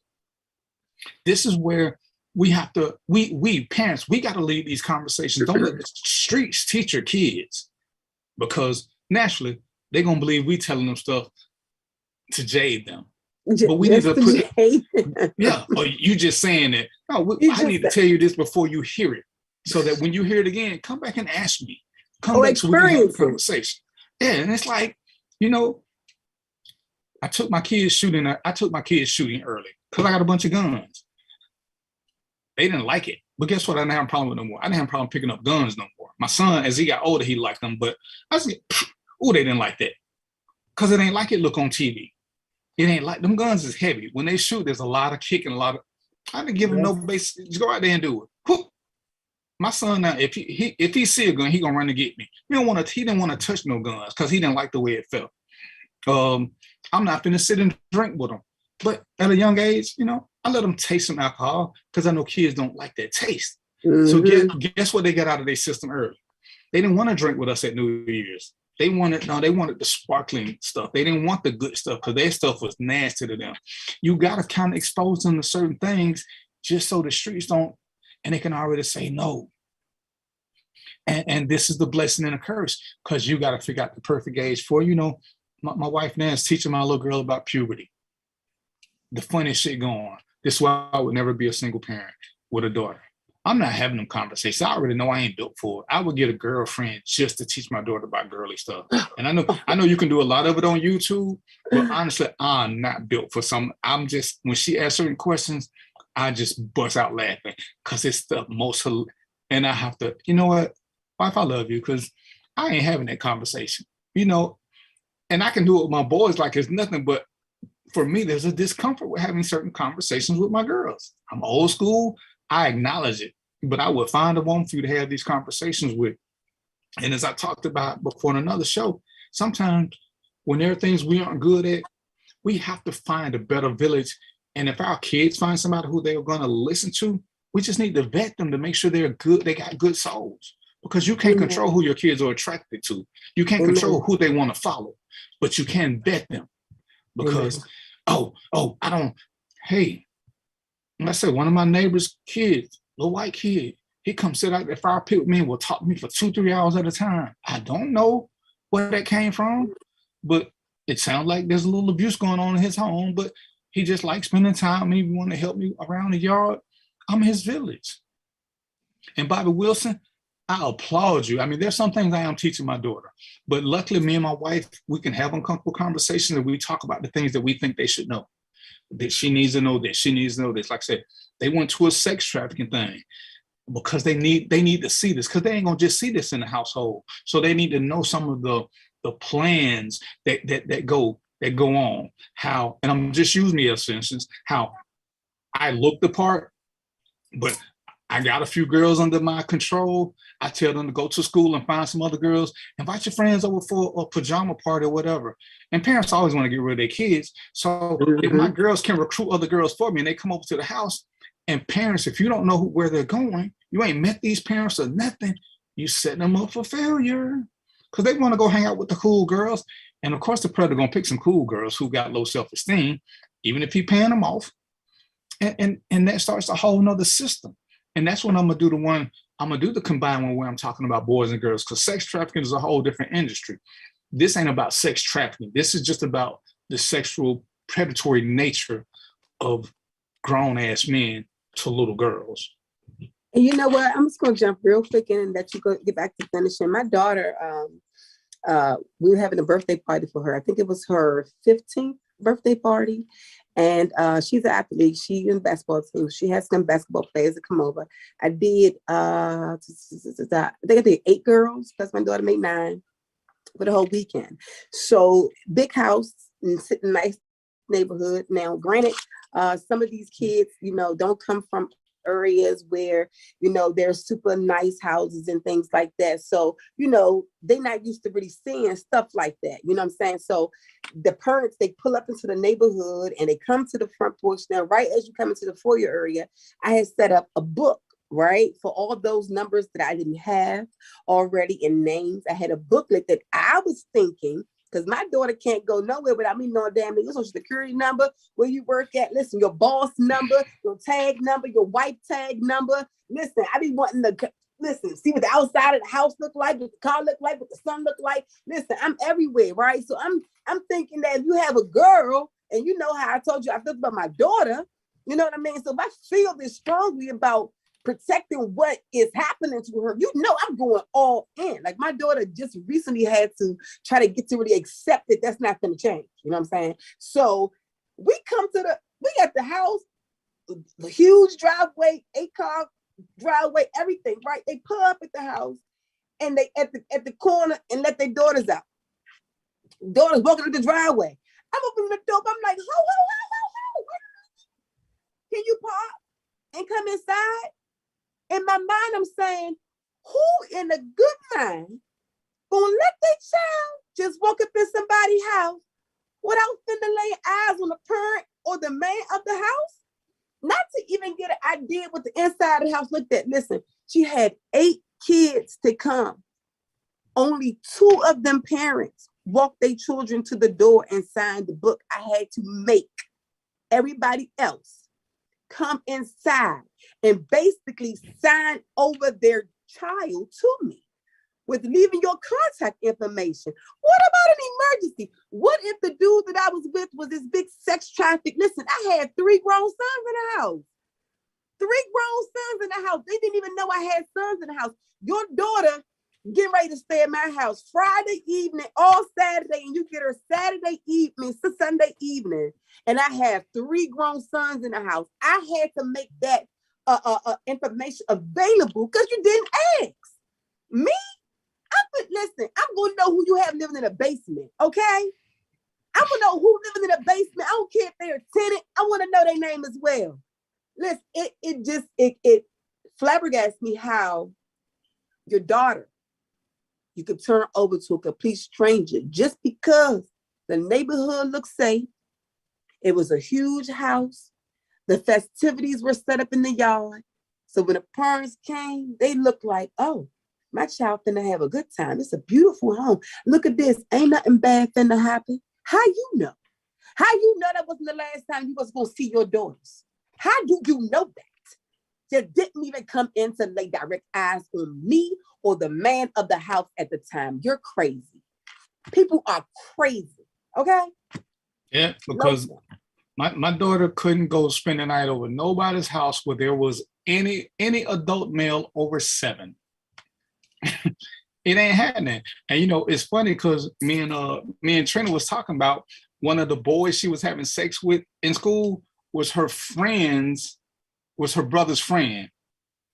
And he had a sister. And she would tell mom that she's going to spend the night with the sister. But her and the brother would sneak together. And it's like, yeah, she said, oh, that ain't happening. And it's because, you know, parents ain't as wise, you know, because sometimes, yeah, you do got to be a little bit tighter because we know what we went through. Hey, I know my daughter gonna have sex. It just ain't gonna be this early. Not with me being a willing participant or ignorantly participant. And you know, but these are the things that, again, with conversation, letting them know they have a safe space. You know, as we're veering away, you know, my ex-wife got mad when I took my son and I bought him condoms, but he was a good-looking boy. I went to one of the little parties where I was chaperoning. I seen all these little girls grinding on him.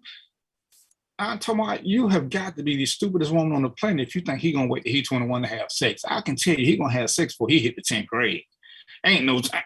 We can sit there and tell him, you can tell him all the shit you want to. But I'm not believing in coincidences. It'll be, if he don't have sex, he's 21, it'll be a coincidence or because he like boys. So we went and got some condoms. I told him how to use them. Say, because what I don't want is I don't want no grandkids. Now, if you feeling lucky and you think she ain't got no disease, please believe that a disease only affects you. Grandkids affect me. So these are condoms. This is what you should do with them. We watched a couple of porn flicks so he could see how things work. Because I want you to have some knowledge.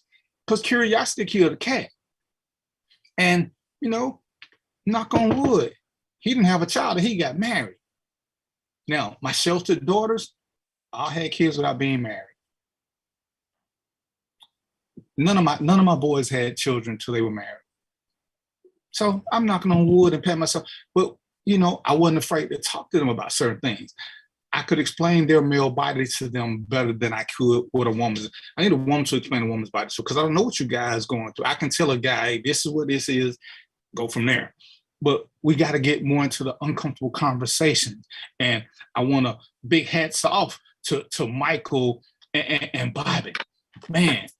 One of my other friends, Tremaine learned how to braid hair. You know, he braided his daughter's hair and stuff.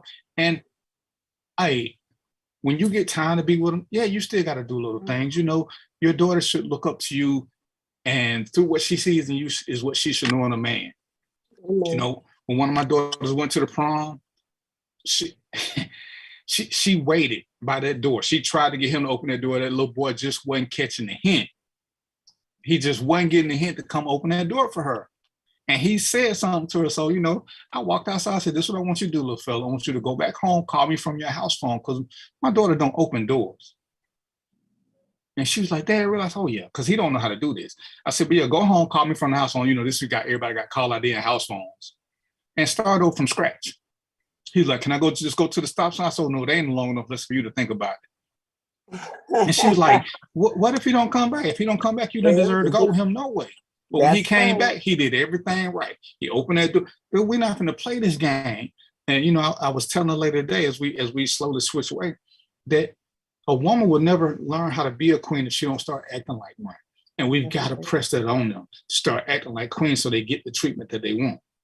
Because if you allow me to do nothing and have you, so when I already said, I'm gonna take the path of least resistance. If I ain't gotta do nothing to get you, I ain't gonna do shit because I got you.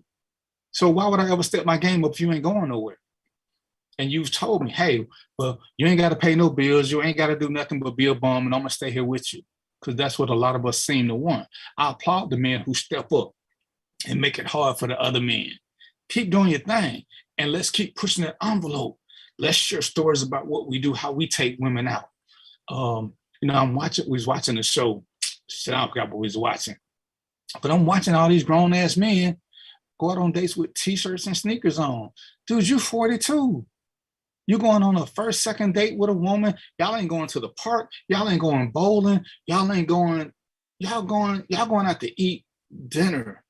You got on a T-shirt and sneaker. Well, but you're throwing a sport coat. I'm like, that is so crazy to me. It is so crazy. But Again, I work at a club and I saw it. She got on the after 5 dress and he got on his gym clothes. So why would he do better? You're gonna take him home and give him some. We got to stop this transition. We got to let our girls know how much they are worth, and not to just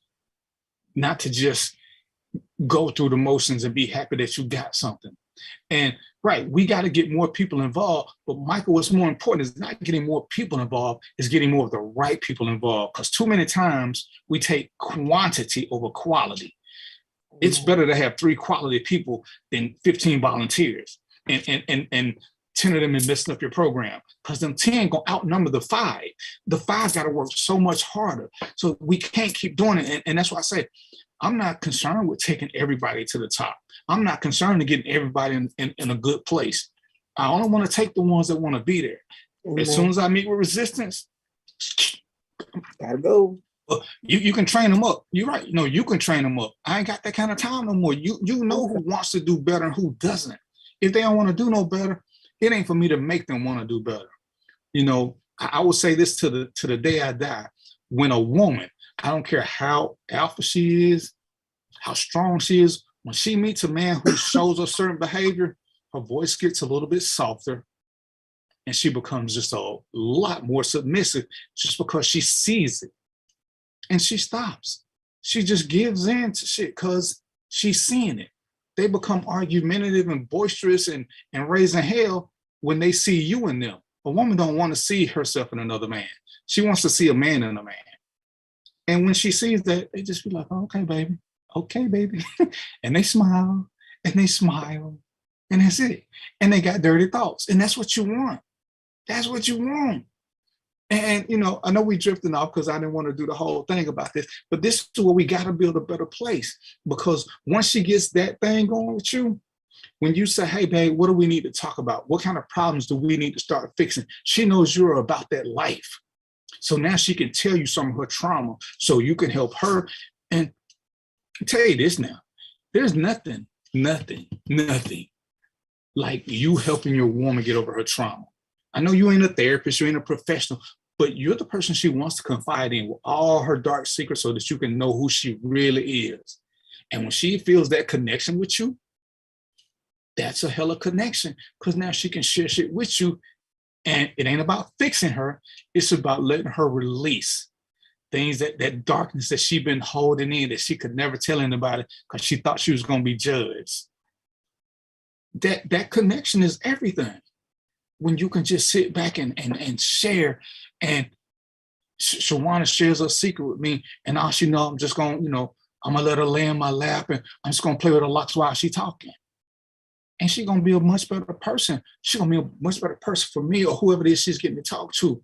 And then guess what? She'll let me do it to her. And then we're not having this damn he say, she say battle of the sexes that we keep wanting to go through because we're trying to make somebody be right because we like one aspect of them, but they're not for us. And I say this all the time. Everybody comes in your life for a reason, a season. Some ain't meant to stay. Some are meant to teach you something about yourself. Learn a lesson and treat it like a 3rd grade. Graduate and move on.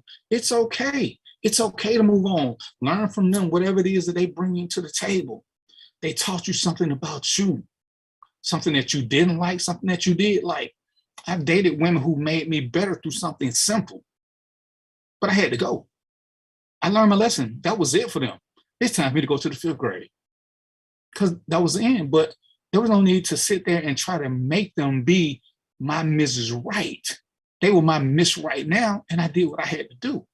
And fellas, sometimes we miss the right now for a woman, no matter what the lesson is. Hell, if you ain't there to teach her nothing but about credit, if you ain't there to teach her nothing about how to change a tire, if she ain't there for nothing to teach you how to make spaghetti, whatever it is, learn the lesson and let it go. It's okay. And this is where, when we start doing the village and the community building, everybody has a purpose. Nobody's going to fulfill everything. We talk about on the show, yeah, the 80-20 thing is good, but make sure that the 20% that you're not getting is not on your priority list. And that's where we got to stop making the exceptions. The things that you don't want, those are your non-negotiables. They can't have 20% of the things that you do not want. It's like, I'm sorry, the things you do not need. Your wants can change, but your needs have to stay consistent. You know, Shawana want a man who's 6'2", but if he's 6'1", if he's 5'10", she's gonna be okay if he got the things that she needs. Is he a good provider? See, that's a need. Is he good with money? For most women, that's a need. Does he not call out her name? Does he treat her with respect? See, those are needs. You can't negotiate with those. The sex is great. I want to say that's a want, but that's a lie. That's a need. But it can't be the only need that they fulfill. It can't be the only need that they fulfill. It can be one of. But and that's what we have to be. We have to be really deliberate in how we move, because it makes everything better. Because, you know, unlike Cam Newton, most women want to talk, and sometimes they do talk too much. But guess what? Sometimes men talk too much. It's what we do. Sometimes we ramble. Hell, sometimes I ramble on this damn show. But it's okay. It's still how we learn from each other. It's how you build a better, stronger community. You have to walk with intention. You have to move with intention in certain moves. You know, when one woman was trying to excuse the behavior of adult men dealing with little girls, she tried to say, you know, it's what our grandparents or great-grandparents did. And I was like, no, it's not. Don't even compare the two. When your great-grandfather got with your great-grandmother, it was to marry her. It wasn't to play with her. So no, it was a totally different move. They were not doing it just to have sex. That's what the phrase, oh, you're gonna make an honest woman out of her. Because see, back then, remember, women couldn't work. So they couldn't get good jobs. They were gonna be house cleaners, some kind of maid or something menial. So when she married your great granddad, he had a job. She was gonna move into the house and take care of the house. He was gonna support her. That was an honest woman. She didn't have to go out and do all this other stuff. And these are the things that, well, we can't compare 2022 to 1942. It's a totally different world. Now women can make their own money. Now women can do this. So, you know, I've seen the thing, and it's crazy when we think about it in its nature. Shawana, how old is your daughter again?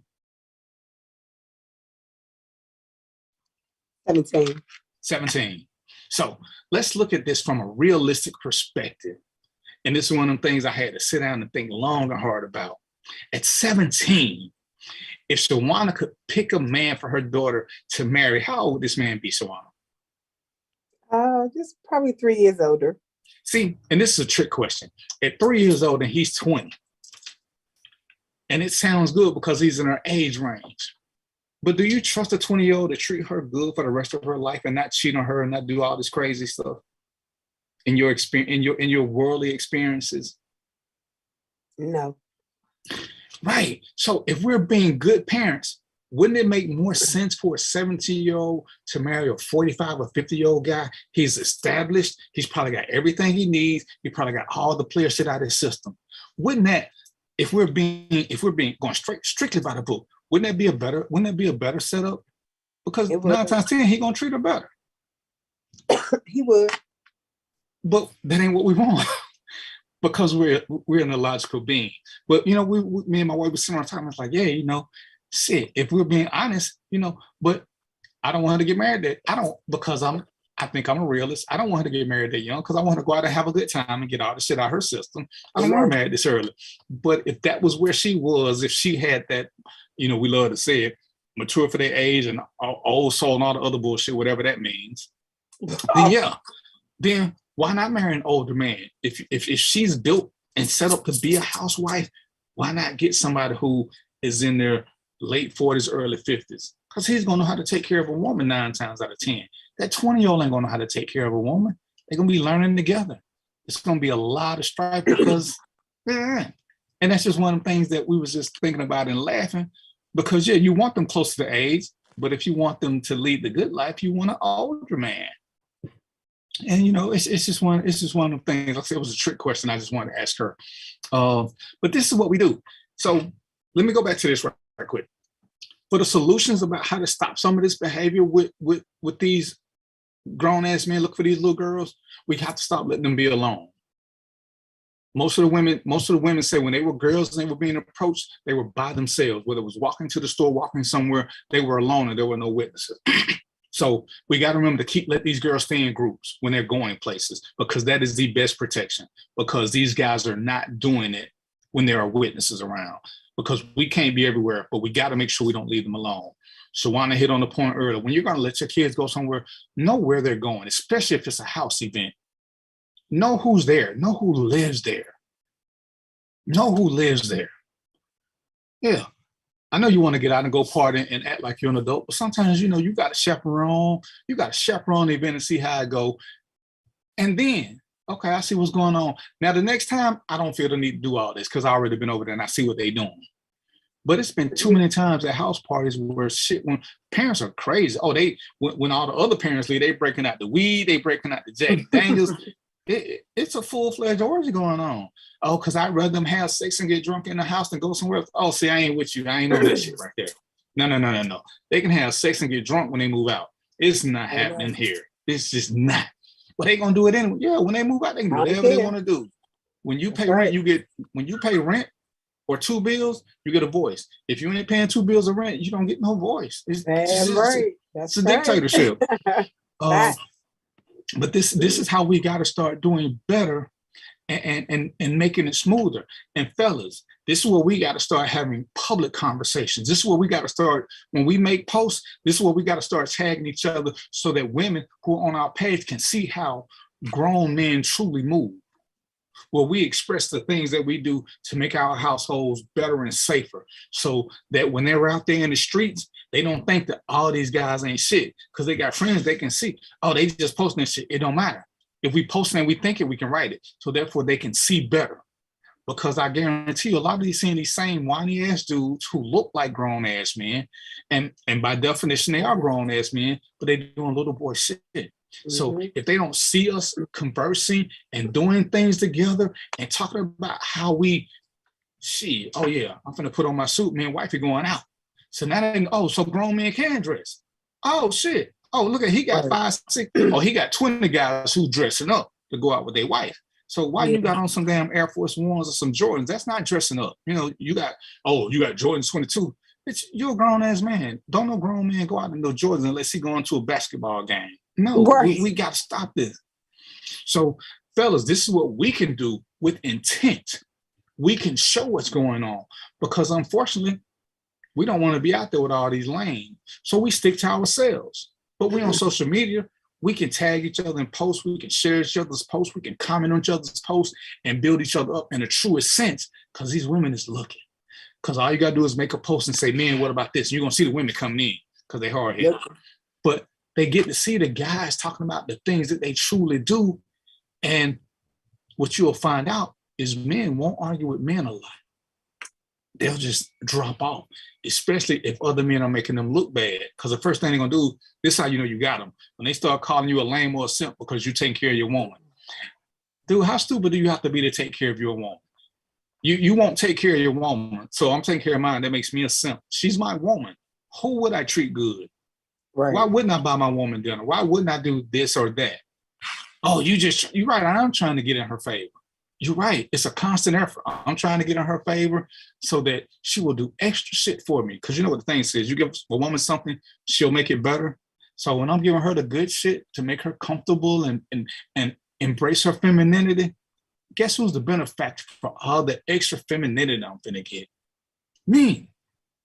Some of y'all act like y'all like dudes more than y'all like women. Some of y'all act like y'all want to be women more than you want to be dudes. But that's a whole nother story.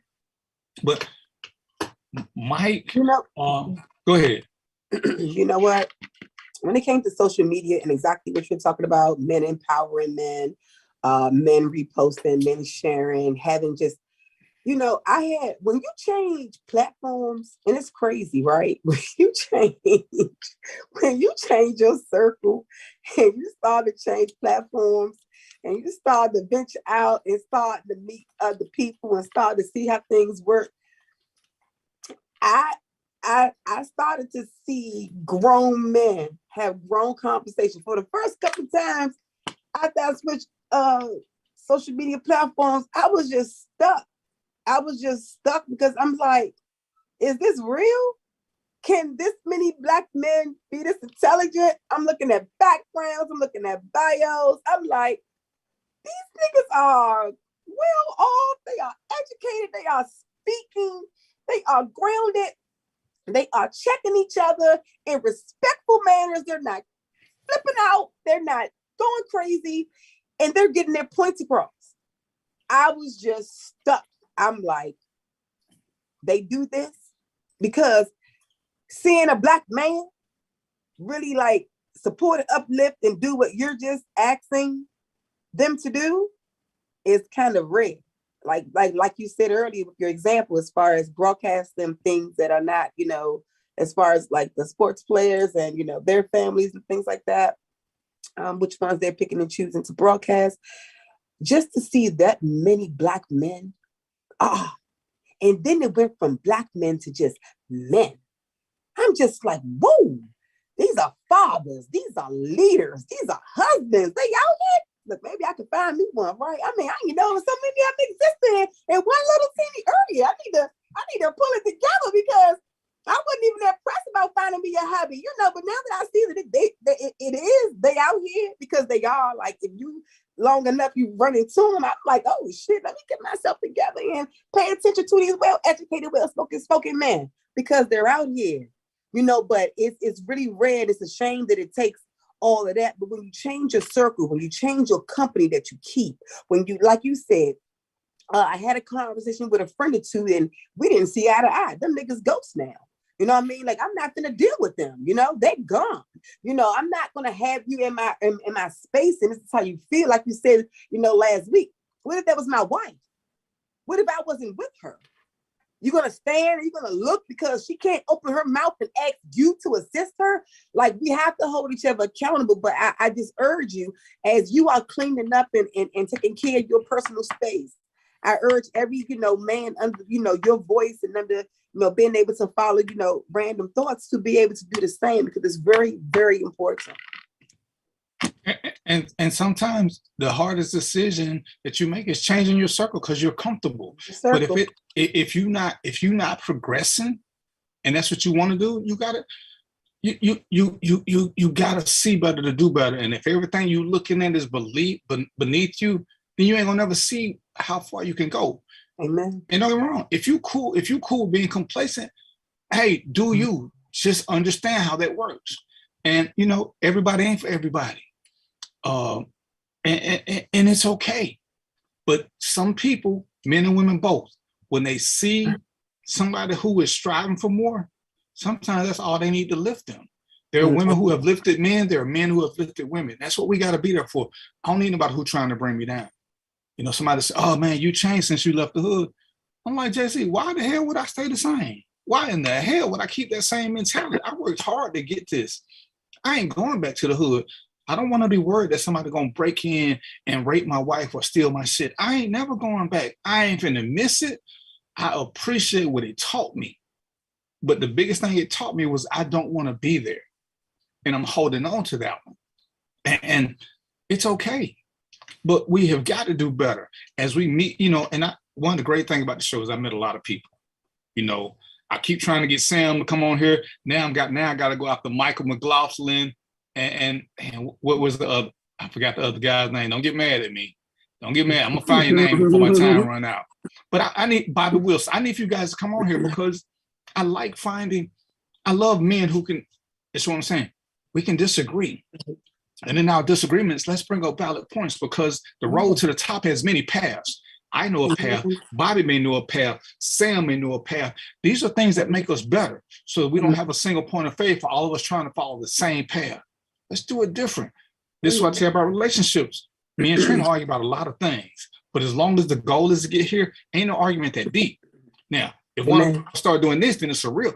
But hey, sometimes she got to go her way, I got to go my way. But we're still trying to get to the top. Amen. And if I hit a roadblock, now I can go help her. But as long as we're doing our thing, and that's what we got to understand, we don't have to be on the same path. We need to have the same destination. And that's what we got to do. So I'm gonna reach out to you fellas, and we're gonna do a couple shows because I love to have men on here, and we need to talk about things that how we can get better, and listen to the women tell us where we're falling behind, and don't take it personal. I can say I'm a great guy, But Shawana ain't never dated me, so she can't co-sign that. She can co-sign my mentality. But if Yeah, she I'm ain't gonna running, co-sign your mentality then, 'cause I think you're a great guy. if she ain't running into guys like me, she gonna think I'm a unicorn. So I need to show her that there are guys out there who are like me, who are better than me, who are different, but they're still attractive in that fashion.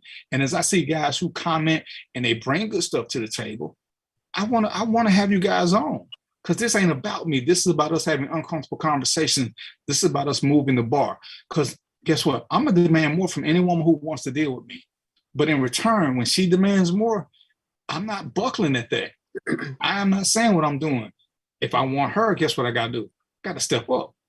And if I don't, then we just need to have a conversation and realize that this is our apex. And you know, just one thing, this is why I have a lot of ex-girlfriends who I'm still cool with. This is the best that we could do. What you want, I can't do for you anymore. So let's just go our separate ways. We had a good time. So let's not get to the stage where we calling everybody their names and saying women ain't shit. We've reached our apex. I learned something from you, you learned something from me. Amen. Sometimes it hurt, but sometimes the best thing you can do in a relationship is say bye. So amen. I'm gonna let Shawana give her outro as we get ready to depart, because it's almost that hour. Yes, I want to thank you so much for bringing me back. You know, I always enjoy the conversations. These are important to us, as so many things are, and just to be able to be a part of it, I really appreciate. You can follow me on IG at Shawana Kern, Seduction Fridays, and Fantasize Your Room. I help relationships, and I consult with couples and try to get to those goody spots that we kind of get away from, being able to reconnect with the body, identify with it, specializing in bondage and BDSM and the lifestyle. So yes, reach out to me, follow me on Clubhouse and all of the platforms. I really appreciate you. Dr. Deb, you still there? Where did you leave me? Roy, you got anything for my JBN? All right, so I'm your host, DVP. Y'all know how we do this. Every week, we're gonna try to have uncomfortable conversations. Mike, Sam, Vibe, I'm gonna reach out to y'all, see what we can get a show done about. Shawana, I wanna thank you as always. And I'm drinking water because I just got my teeth clean, so I'm staying away from everything with color right now. But until next week, y'all know what it is. Oh, you're supposed to have your cup there. Don't ask Shawana, you already in trouble. You're supposed to have No. your... Look, listen. Long story. Yeah. You banned. All right, you banned. Until next week, y'all know this. Peace, popcorn, and chicken grease, and we out.